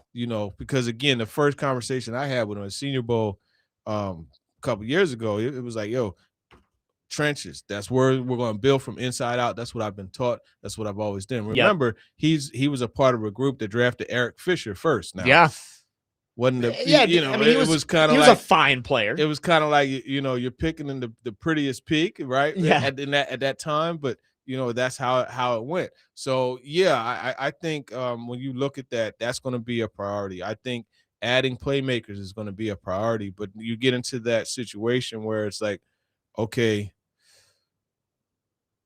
can you use another 4th round receiver? You know what I mean? Yeah. So it really, like, after you get 35 and 66, it's like, do you kind of, like, unless it's some crazy upside prospect, right, cross that position off and focus on, so then you also look at the nickel position, right? I was actually on Elijah Campbell, who was here. Yeah. I was on his show in South Carolina, and we were talking about Brandon Cisse and Jalen Kilgore. I think Jalen Kilgore is a guy that is going to be on the radar, because now here's the thing. What this team does at nickel is going to tell you a lot. Okay. So if they get one of those like Upton Stouts, like type, it's going to tell you, okay, they're going to run a lot of man, because Upton Stout, he's smaller, he's twitchier, he's the type of guy that could stick with what you typically see in the slot. But if they go like a Jalen Kilgore, like like that nickel type, they're going to run more zone. Obviously the best situation is you could do both. Yeah. But at the same time, Robert Saleh has talked so much about that Nick Emmanwori type and about that linebacker type of nickel, in sub packages. Jalen Kilgore fit. So in my mock that I did, I came away with Arvell Reese, Chris Bell, and Keontae Scott. Sign me up. Keontae Scott again is one of those. Okay, now you're running a lot of zone, but so it just depends on like it, and that's the thing that I love about the draft and personnel and how things go. Yeah, they tell on themselves a lot of times. If you really hone in and you look at these prospects, they tell you what they plan to do. Yep, and I think big nickel, like that nickel spot in general, is going to be something the Titans try and address this weekend. I guess he's more of a safety, but one of the guys who is a big riser late, Trade on. Stukes. Yeah. Yeah, I think he's going to be going in the first round tonight. That seems to be the buzz at this point. Yeah, and it does seem to be the buzz. And you always like when these players like make these late ascensions, and you wonder, okay, is it because a lot of people are just being turned on to them, or is it because there's a hype train? There's so many different things that contribute to it. But you're right, he is a guy I would probably push him aside because I don't think that's something that. But if he's there at 35, would it be something they consider? I mean, I would think so. Yeah. But again, it goes back to, okay, what's Salah going to do? Yeah. How much you've got to have a role for him. Yeah. And not only a role, but like, how do you plan on approaching defense? Man heavy or zone heavy? It's a good point. And the Titans are going to have options. And we mentioned offensive line, probably going to be a very heavy focus. I wouldn't be shocked if they use a pick tomorrow on the offensive line and one on Saturday. Maybe you go both on the interior. Maybe you go tackle and guard or tackle and center. I think they are going to try and shore up that group, which definitely has some question marks at this point. You mentioned Eric Fisher. I saw the top 10 of that draft. I think somebody tweeted out yesterday. One of the worst drafts of all time, 2013. It was Eric Fisher 1. Luke Jokel went 2nd. Luke Jokel. The Titans picked Chance Warmack 10th. Yeah. Was it who was the Alabama corner the Jets took? He wore number 28. D. Milliner. D. Milliner. Yes, D. Milliner. D. Milliner. That was horrible draft. I'll have to look up and see what the rest of that top 10 looked like. But let's look at that. We will look at wide receiver a little more in depth coming up, because I know that's a spot. If the Titans don't go Jeremiah Love, you need to add more weapons for Cam Ward, and we'll talk about how they could approach that this weekend. It is draft day. We got one more hour with TD coming up next. Jake Lyman, Teron Davenport, Parker Kelly, next man up, 102.5 The Game.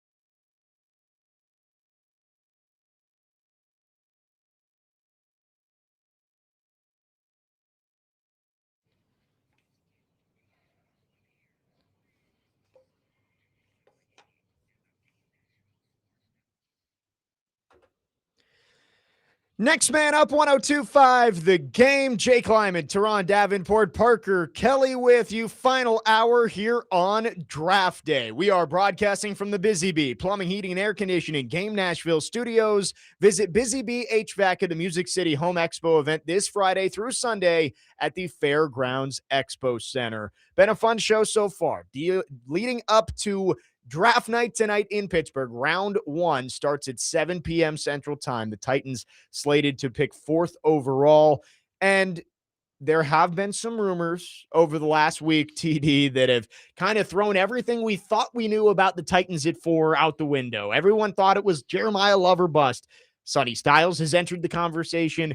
And a couple of experts, Dan Graziano, Peter Schrager, have said the Titans might seriously consider wide receiver at number 4. Do you think that's smoke, or do you think there is a chance that the Titans shock everybody and take Jordan Tyson or Carnell Tate at number 4 tonight?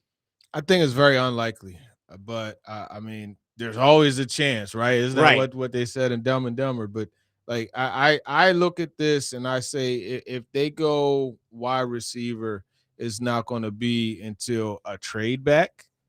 Yeah. Between 7 and a trade back with the Saints, Chiefs, or Cowboys, or at 35. Yeah. I think that's really it. Because once you get past there, I mean, once you get into 66, okay, I do think, a guy like Ted Hurst is an attractive player. A little bit different from what you have now, but I think, outside of that, like it's just more of the same. I agree with you. And that's something we've talked about this week is like, you don't need more depth in that receiver room. Like you got Iamander, DK, and Oliver. Those are all young guys who you feel like eventually can be good role players at wide receiver. You need a dude at wide receiver. You need somebody who can come in and be maybe not wide receiver 1 long-term, but like he's got to be a starting caliber outside wide receiver. That's what the Titans need to go find in this draft. And there does get to a certain point in the draft when you're not finding that guy. Yeah. Right. And you might as well just see what Alec Iamander can do. Because that's basically who they would be drafting to replace, would be Alec Iamander. Right. And I think so for me, the 35 really is second round is really the cutoff.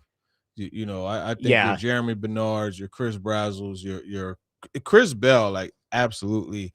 If you could manufacture another mid-round, and get him, I don't know if you saw, but he's running 18 miles an hour on the treadmill. You're talking about 6'2", 223 pounds doing that. Yeah. And I think with the depth of this wide receiver class, 66 is a maybe. Right? Like early 3rd round, there could be somebody that the Titans didn't think would get to them that they're like, hey, we valued this guy in the 2nd round. We decided to go elsewhere, but at 66, he's the best player on our board. I could see it. I agree with you. Once you get to 101, you're kind of just getting more of the same at that point. But I do think you make a good point of 4 probably not going to be a wide receiver. I think in my mind, it should be the edge rusher who's left or Jeremiah Love. Like that's what I would be thinking. But clearly Sonny Styles is in that conversation too. But if they did trade back, I would think the target would be a wide receiver at that point. Like if you're trading back, I think it's because you probably didn't want to spend that pick on Tyson or Tate, but getting more value and still adding that player could be what the Titans end up doing. But the thing is, how far back? Because we kind of went through this. Yeah, how far back can you go? Yeah. First, what you have to do is identify, okay, how many guys do you feel are first rounders? You know what I mean? So, all right, let's say you go back. Let's go back to the Cowboys deal. Okay. 12 and 20. Yeah. At 20, can you get KC Conception? Would you be happy with that? And then at 12, Maybe. Who do you get? Yeah. Do you get Mansour Delane? 12 is a really awkward spot in this draft because I get Bain. Like what do you do? I feel like 12 is the first spot where you're beyond that top tier, right? Like I would guess Delane is gone. I would guess Downs is gone. The top 2 receivers are probably gone. I think Bain is gone. So unless the only way that changes is if there's a run on offensive linemen earlier than we expect. Like, Mm-hmm. do Maui Noah and Fano both go in the top 11? Maybe somebody trades up for Freeling too. Like, that would be great for the Titans if you move back to 12 and there's a run on offensive linemen and you can still get Jordan Tyson or Ruben Bain or Mansour Delane at 12. But it's a risk, right? Right. And you could end up looking at a board that has your top players are like Vega Ione. Not a bad pick, but not sexy at 12. Kenyon Sadiq, Keldrick Falk, Makai Lemon, Dylan Thieneman. Like, if you're trading back to 12 and you have to take one of those guys, I don't know if I'd feel great about it. But is there a chance you trade back and then trade back up? Like we saw it 2016 with the Titans. You made the trade back from 1 to 13 with the Rams and then move back up to 8 to get Jack Conklin. Could you do something like that where you trade back to 12, you get 20, and then maybe use 35 to go up and get somebody? I know that it's kind of a net zero in terms of actual picks, but you might still be able to get a top 10 player and another top 20 player in that deal. That's some moving around right there. That's like the movie you watched yesterday, Draft Day. That is wheeling and dealing with it was Keegan who texted. He said, let's be real now. When we trade 3 first-round picks for Love at number 1, who are we going to take when we trade back up to number 5? Just like the movie. Keegan says in all caps, did you say get Ruben Bain? I feel like someone called my name. Are we back? No, I was just throwing prospects out there. But I don't think he's in a trade back though. Bain, I think, would be considered, even though I think they'd prefer the wide receiver. But like, let's say you trade back to 9, Tate goes 7 to the Commanders, and the Saints take Tyson at 8. You're kind of choosing between Ruben Bain and Mansour Delane probably there. And I would probably take Bain out of those two. Yeah, out of those two. It's just that's another. Bain's giving you more of kind of what you have already too. Yeah. You know what I mean? Yeah. So now it comes into, okay, Mesidor at 20. At 20, yeah, like, you know, and that's the whole thing. You got to kind of like pair it. Okay, if you go receiver at 12, what guy do you get at 20? Or if you go, you know, something else at 12, what receiver you get at 20? And that's when your conception. Omar Cooper looks like, well, I know 16 to the Jets is kind of his. Yeah, that's where Rich Cimini had him. So yeah, it's a tough call, man. It's a tough call. Let me give you just a mock draft simulator in my head that, you know, I'm not going through anything here. I know people would be upset if the Titans traded back and took Vega at 12. Taking a trade, you know, we talk about game-changing running back or game-changing defensive player, and then your first pick off the board is a guard. But you get Vega at 12, Mesidor at 20, Denzel Boston at 35. That's not bad. I mean, I think I would be perfectly fine with that. Absolutely. You get your right guard of the future to put next to J.C. Latham. You get an established pass rusher who can come in and help Robert Saleh with that waves of pressure that he wants. And you get a red zone target for Cam Ward. I'm not mad at that.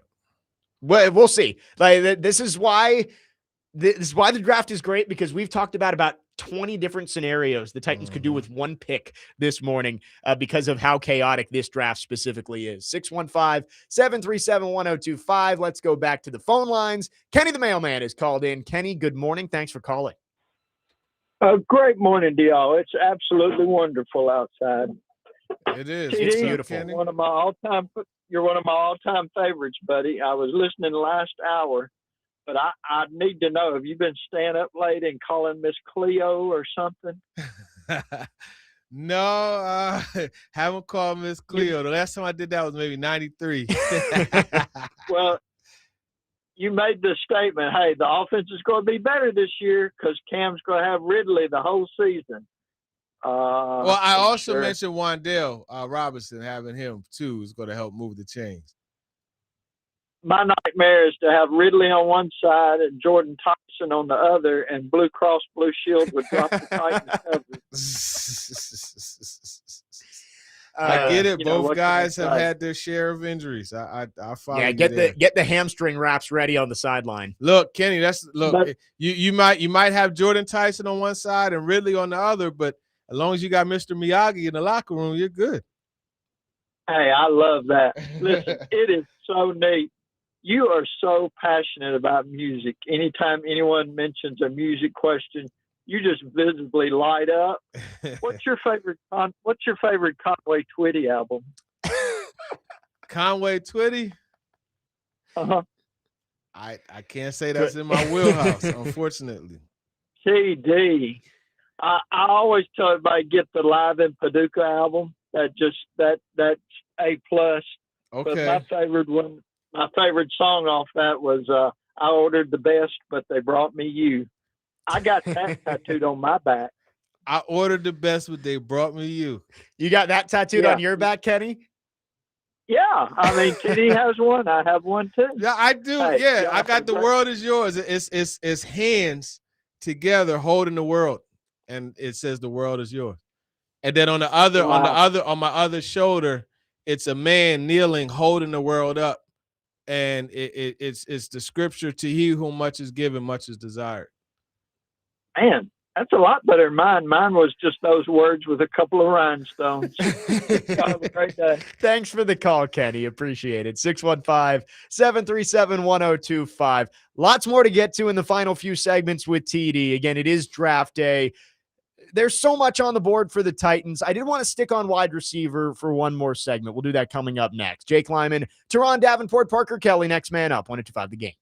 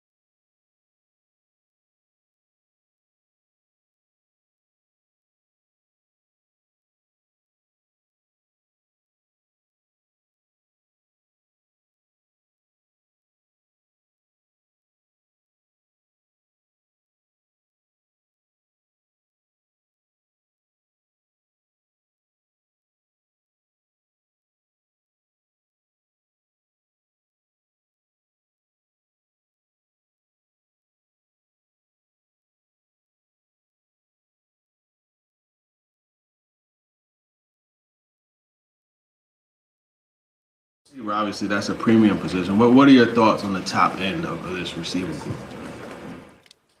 I think it's a deep receiving class, and I think the top end is really good.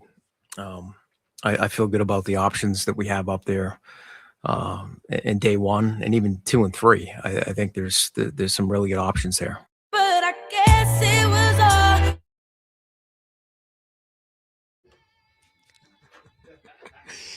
It's like TD's walk-up song as he comes back in here. Next man up, 102.5 The Game. That was Mike Borgonzi talking about the wide receiver class in this NFL draft. Little Keisha Cole as you come back in to the studio, TD. Yes. And wide receiver is going to be one of the positions that we're looking at a lot tonight and tomorrow for the Titans. I mentioned Denzel Boston as an option, and I heard a conversation.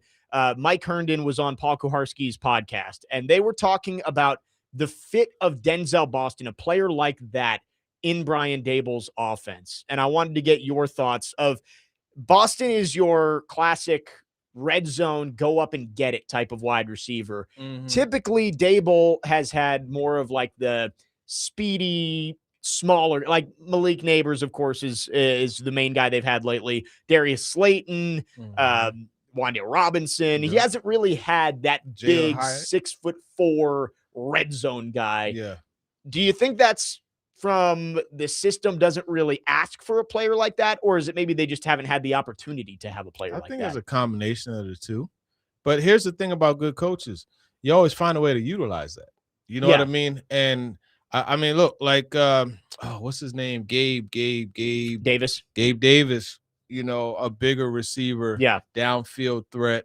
We know what happened in Buffalo with him. So I think when you look at Boston, this is an ex-receiver. This is a guy that I think does present something different in that he is a red zone option. Yeah. He's a back shoulder specialist, right? You know, the contested catch, throw the however fade. You want to, just, you know, ear hole it and let him go get it.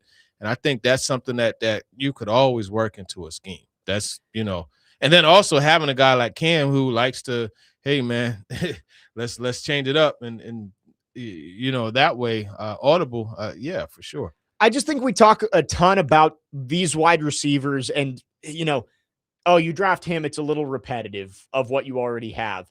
Denzel Boston is something you don't have. Like Alec Ayamander can be that contested jump ball guy, but I think less consistent than Denzel Boston has shown he can be at the college level. But you've got like the shifty short yardage chain mover in Wan'Dale Robinson. You've got the speed threat in Chim DK.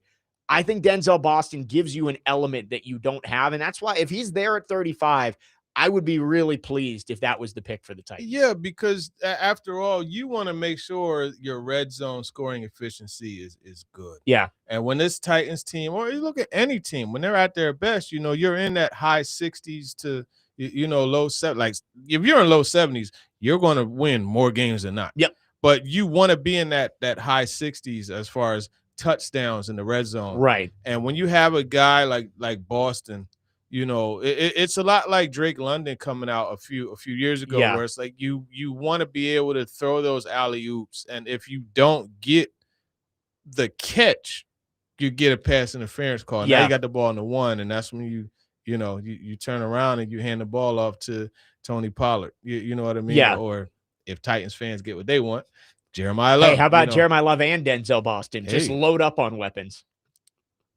They loaded up on defense. That's what everybody said. They loaded up on defense, so load up on offense. Yeah, I mean, they did. They spent most of their free agency resources on the defensive side of the ball. I mean, it could come to reason. You spend most of your draft resources on the offensive side. No, I think the Titans are lacking touchdown scorers. Like, you look around this team, there's not a lot of, like, they're good players, but it's not guys that you're like, man, you get down at 5-10 yards and it's like that guy's going to put it in the painted area. Denzel Boston would fill that role really well for the Titans. And I like a lot of the other options. I know you love Jeremy Bernard. I think he would play a great role for the Titans. I like Chris Brazzell. I like Chris Bell. But I do think Boston, if he slides out of the first round tonight and we're sitting here tomorrow on the show, I think I would say, 35, Denzel Boston, that's going to be my guy. Yeah. No, I agree. And I think, you look at this, touchdown. So all right, last year it was Jim DK and he had 4 touchdowns. I forget who he was tied with. But the year before, NWI 9 touchdowns. Right. You know what I mean? They don't, and other than that, they don't have anybody that scored more than 4. Ridley had 4. So I think you look at this team, they're starving for a touchdown maker. Like the last time they had a guy who was you could pencil him in for double-digit touchdowns, it was Derrick Henry. Right. You know, and AJ Brown was that type of player AJ at Brown times, was that right? type. Yeah. Like, I mean, you could 8 to 10, you know, you were getting for AJ. Right. You know what I mean? But even with AJ, it wasn't as much red zone. They used to run a slot fade with him a lot, but you know, typically AJ was scoring from 40 to 30. Like he's catching and running it in. They haven't had that guy that you could just like you look, you tap the top of the helmet, put it on the top shelf, and let him go. They know what it is. Yeah, go get it. You know what I mean? Take that dollar off the top of the backboard and leave 4 quarters. Yes. You know what I'm saying? And Denzel Boston, I believe he had 11 touchdowns last year and 8 the year before that in a college season. So it's a guy who's proven he can get into the end zone. We went through the list ESPN did. It was the draft superlatives of like all these different traits. Who's the best? Best red zone threat was Denzel Boston. That's who they had. So I think the Jeremiah Love part of this could change everything. If all of this is smoke and Jeremiah Love is the pick at 4, I think they go defense at 35. But I think I'm getting to the point of I think it's going to be defense maybe, and then I would go Boston at 35. That's kind of my scenario that I think is most likely at this point. Yeah, I could see that. I could see that Boston at 35, and it makes sense. It makes sense. I'll throw another name in there because we always talk about USC receiver Mekhi Lemon. What about Jacoby Lane? Yeah. He had an outstanding combine. You're talking about a 6'4" guy, red zone specialist. I would like to see him play through contact a little bit better. Yeah. And when you have a guy that's tall like that and not lanky, like those corners tend to want to like they take that personally and they want to get up and put hands on you. So you got to be able to beat that press coverage. But that's another one. I still think Chris Braswell has to be considered because not just the jump ball ability, but like this guy could run. Yeah, he could run. Yeah, I think they're going to be good options on the board at 35 at wide receiver. If they go defense in the first round, I really think that there's going to be somebody that they value at 35. And now you never know what happens elsewhere. If it tackles the position we've talked about at 35, if somebody slides out that they didn't expect to be there, maybe that's the way you go. Maybe even secondary. Like, what if Jermod McCoy is sitting there at 35? Is that something you have to consider? You have to consider, but by golly, you better be sure about the medicals. Check those medicals, man. You got to check those medicals. The NFL draft is almost here. We've got a couple more segments with TD on this Thursday morning. Coming up next, we're going to make our official next man up predictions on what's going to happen tonight at number 4. I have been on Jeremiah Love for the last couple of weeks. I've been saying if I had to guess, I think that's going to be it. I'm strong. I might have to make a game time decision here during the break before we make our predictions because right now the Titans have me in a blender. 615-737-1025. 2 more segments on this Thursday. Jake Lyman, Teron Davenport, Parker Kelly. Next man up. 1-2-5 the game.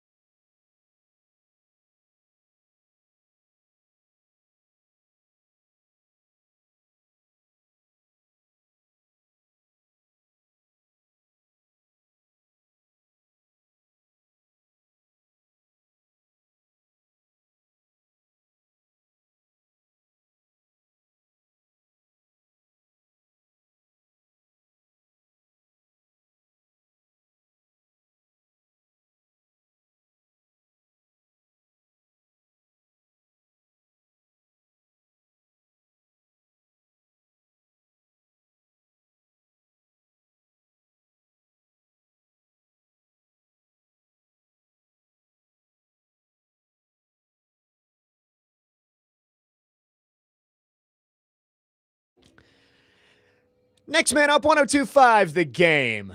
30 more minutes in the show. It has been a great TD Thursday here on Draft Day. Titans on the clock at 4 tonight. What are they going to do? We're going to make our predictions here. I have been going back and forth on this. And you know what? We haven't heard much from Parker Kelly today. Parker, you have been firm on Jeremiah Love for a while here. Draft day, final prediction. Are you still Jeremiah Love no matter what? No looking back. All right. Jeremiah Love, no matter what. Michael Bidwell said, not right now. So that's where I'm heading. Yeah. I think Love goes 3. And There are 1,000,001 scenarios out there, 1,000,001 mock drafts. But tonight, there's one player that's going to be wearing the two-tone blue. Jeremiah Love.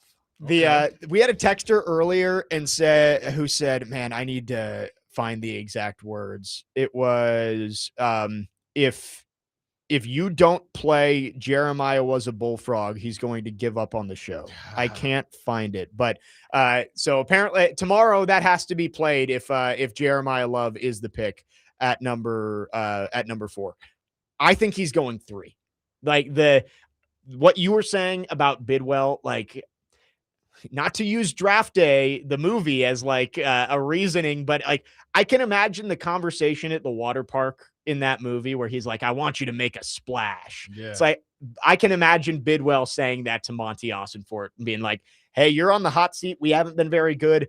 Make a splash that's going to get butts in seats. And Jeremiah Love is that. So I think Love goes 3. And I am going to say official prediction, the Titans take Arvell Reese at 4. I think Reese is going to be there. I think they're going to value the player more than any trade they could make. I think Arvell Reese is a Titan tonight. I'm going to swing with you on that. Okay. I'm going to swing with you on that. I've always maintained that if one of the 2 pass rushers were there, that was the direction. I didn't think one of them. Me too. That's like, as recent as 2 days ago. Right. I didn't think one of them would be there. I always thought it was a foregone conclusion. Mendoza, Reese, Bailey. Mendoza, Bailey, Reese. Right. One way or the other. I think Reese is going to be there. And if you have one of the top pass rushers be one of the top prospects, it's hard to go against that. And he's 20. He's young. Like, there's so much room for growth. And I get the love for Love. But Reese, you have if the board falls that way, Reese has to be the guy. But again, we think Love is going 3 because that's the whole reason why Reese would be available at 4. So yeah, I'm going Reese. That's where I am too. Is for weeks I was just under the assumption, like you said, Bailey Reese, Reese Bailey. Somehow they're going 2 and 3, and I was like, all right, Jeremiah Love is the next best player on the board to me, or the next most valuable player on the board to me. I think he is the best player in the draft. So I was all in on Love, but if Reese gets there, I think you got to turn the card in and you got to make him a Titan. Now, the question becomes, if it's all smoke and the Cardinals take Reese or somebody trades up to 3 and takes Reese, Love versus Styles is going to be the great debate that is going to go on for those 8 minutes the Titans are on the clock. And Mike Borgonzi is going to have a big decision to make, both non-premium positions. Both could be game changers. What does he go with? And I think that's the scenario that fans need to look out for. I think if Love is off the board, it's Reese or trade back. If Reese gets taken at 3, it's Love or Styles. Yeah, no, exactly. And, in our NFL Nation mock draft, obviously I had Styles because that's the feeling that I got. Yeah. Speaking of that, though, I did it in the stadium. Those who are going to the draft party, it washed out. I hated the way it washed out. But those who are going to the draft party, you're going to see some very nice, like they've rebranded. Oh, okay, so they got the new logo everywhere. It's beautiful. I love it. I wanted to video and post it, but I was like, I don't know if they want me to do it. So it was already nice enough for them to let me do it there. But keep an eye out for that, man. the branding in there is awesome. Yeah. It's awesome. Yeah. Lots of options to go watch the draft tonight, whether it's at Nissan Stadium. I know we're doing the show at T-Line tonight. Yeah, So make sure yeah. you go check that out with Chase and Joe and D-Mace. So yeah, make sure you check that out. should for be sure. some good coverage. Yeah, and they'll be calling me. There you go. I'll be a phone in on Right. that at some point. Yeah, and keep up with TD's coverage live Yeah. from is Vanderbilt Health Sports Park. Is that it? Yeah. Okay. Yeah. And oh, by the way, so we have the SC for you, which is Sports Center for you. Yeah. Going. We're gonna have. I'll have a video after each pick. So you'll have that. You'll have instant analysis. We're expanding the coverage a bit. So That's they'll awesome. be really good. Yeah, it got to throw the bow tie on. You know, what I love mean? it. I didn't think I was gonna have to do that again till the season starts, but here we go. We got a couple of people who are at the last minute saying Bane. Like 7621 says, so is Bane completely out of the picture at 4? 1880 says, you guys screamed Bane for months. I feel like other larger sports media outlets got you on love. No, Bane, once the arm length came in on Bane, I think that's when everybody kind of flipped, right? Like it went from, oh, he's got short arms to, oh, he's got really short arms. You probably can't take him in the top 5. Yeah, I mean, look, Bane was among the ones that we mentioned, but we've said all along Bailey and Reese were the top options, and then Bane, he was among. But look, as you continue to look at it, and then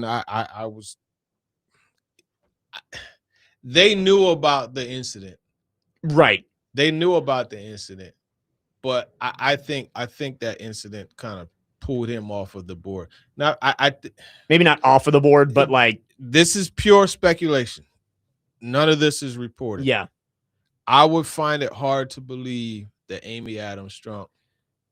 Yeah, and it's just unfortunate because one person's mishandling of this opportunity, affects somebody 6 years later, right? But I just think the Isaiah Wilson thing, it scarred her.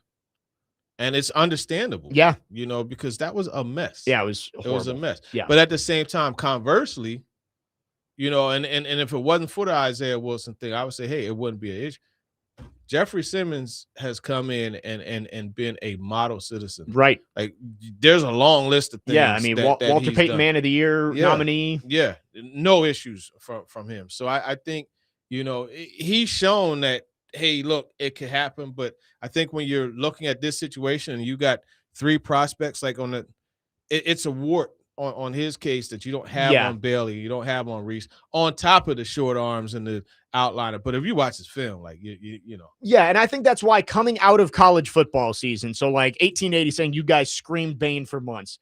Coming out of college football season, I think you viewed Reese, Bailey, Bane all in the same vein. And you said those are the 3 top pass rushers.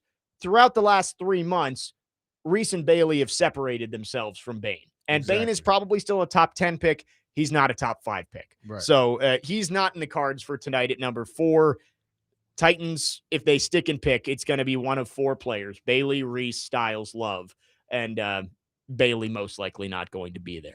615-737-1025 is the phone number. Last call for phones. If you have anything for TD over the last 15 minutes of the show, we will get to it coming up next. Tee it up with us at the 5th annual 615 Open, May 28th at Hermitage Golf Course. We are once again supporting Folds of Honor to help them fund life-changing scholarships for families of America's fallen heroes. Register now to play or sponsor at 615open.com. Jake Lyman, Teron Davenport, Parker Kelly, next man up. 102.5 The Game.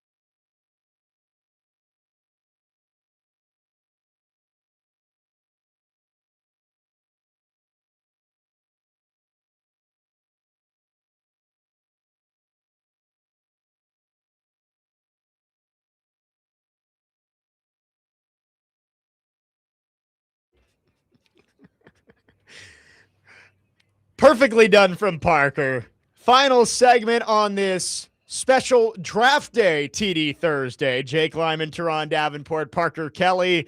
Next man up, 102.5 The Game. We are just over 7.5 hours away from seeing what the Titans do at number 4. I think we've gone through about every single scenario. I think if you're looking for a mini cheat sheet here at number 4, it's if Jeremiah Love is the Cardinals pick at 3, your options are Arvell Reese or trade back. If Arvell Reese is the pick at 3, your options are Jeremiah Love or Sonny Styles. Like that seems to be the little cheat sheet of what the Titans might do. They could go off the board completely, but I think that feels pretty safe of what they might end up doing at number 4. Yeah, I think that's a very safe way of looking at it, and that's how it'll go, you know. And if they trade back, then there's just so many more possibilities. Yeah.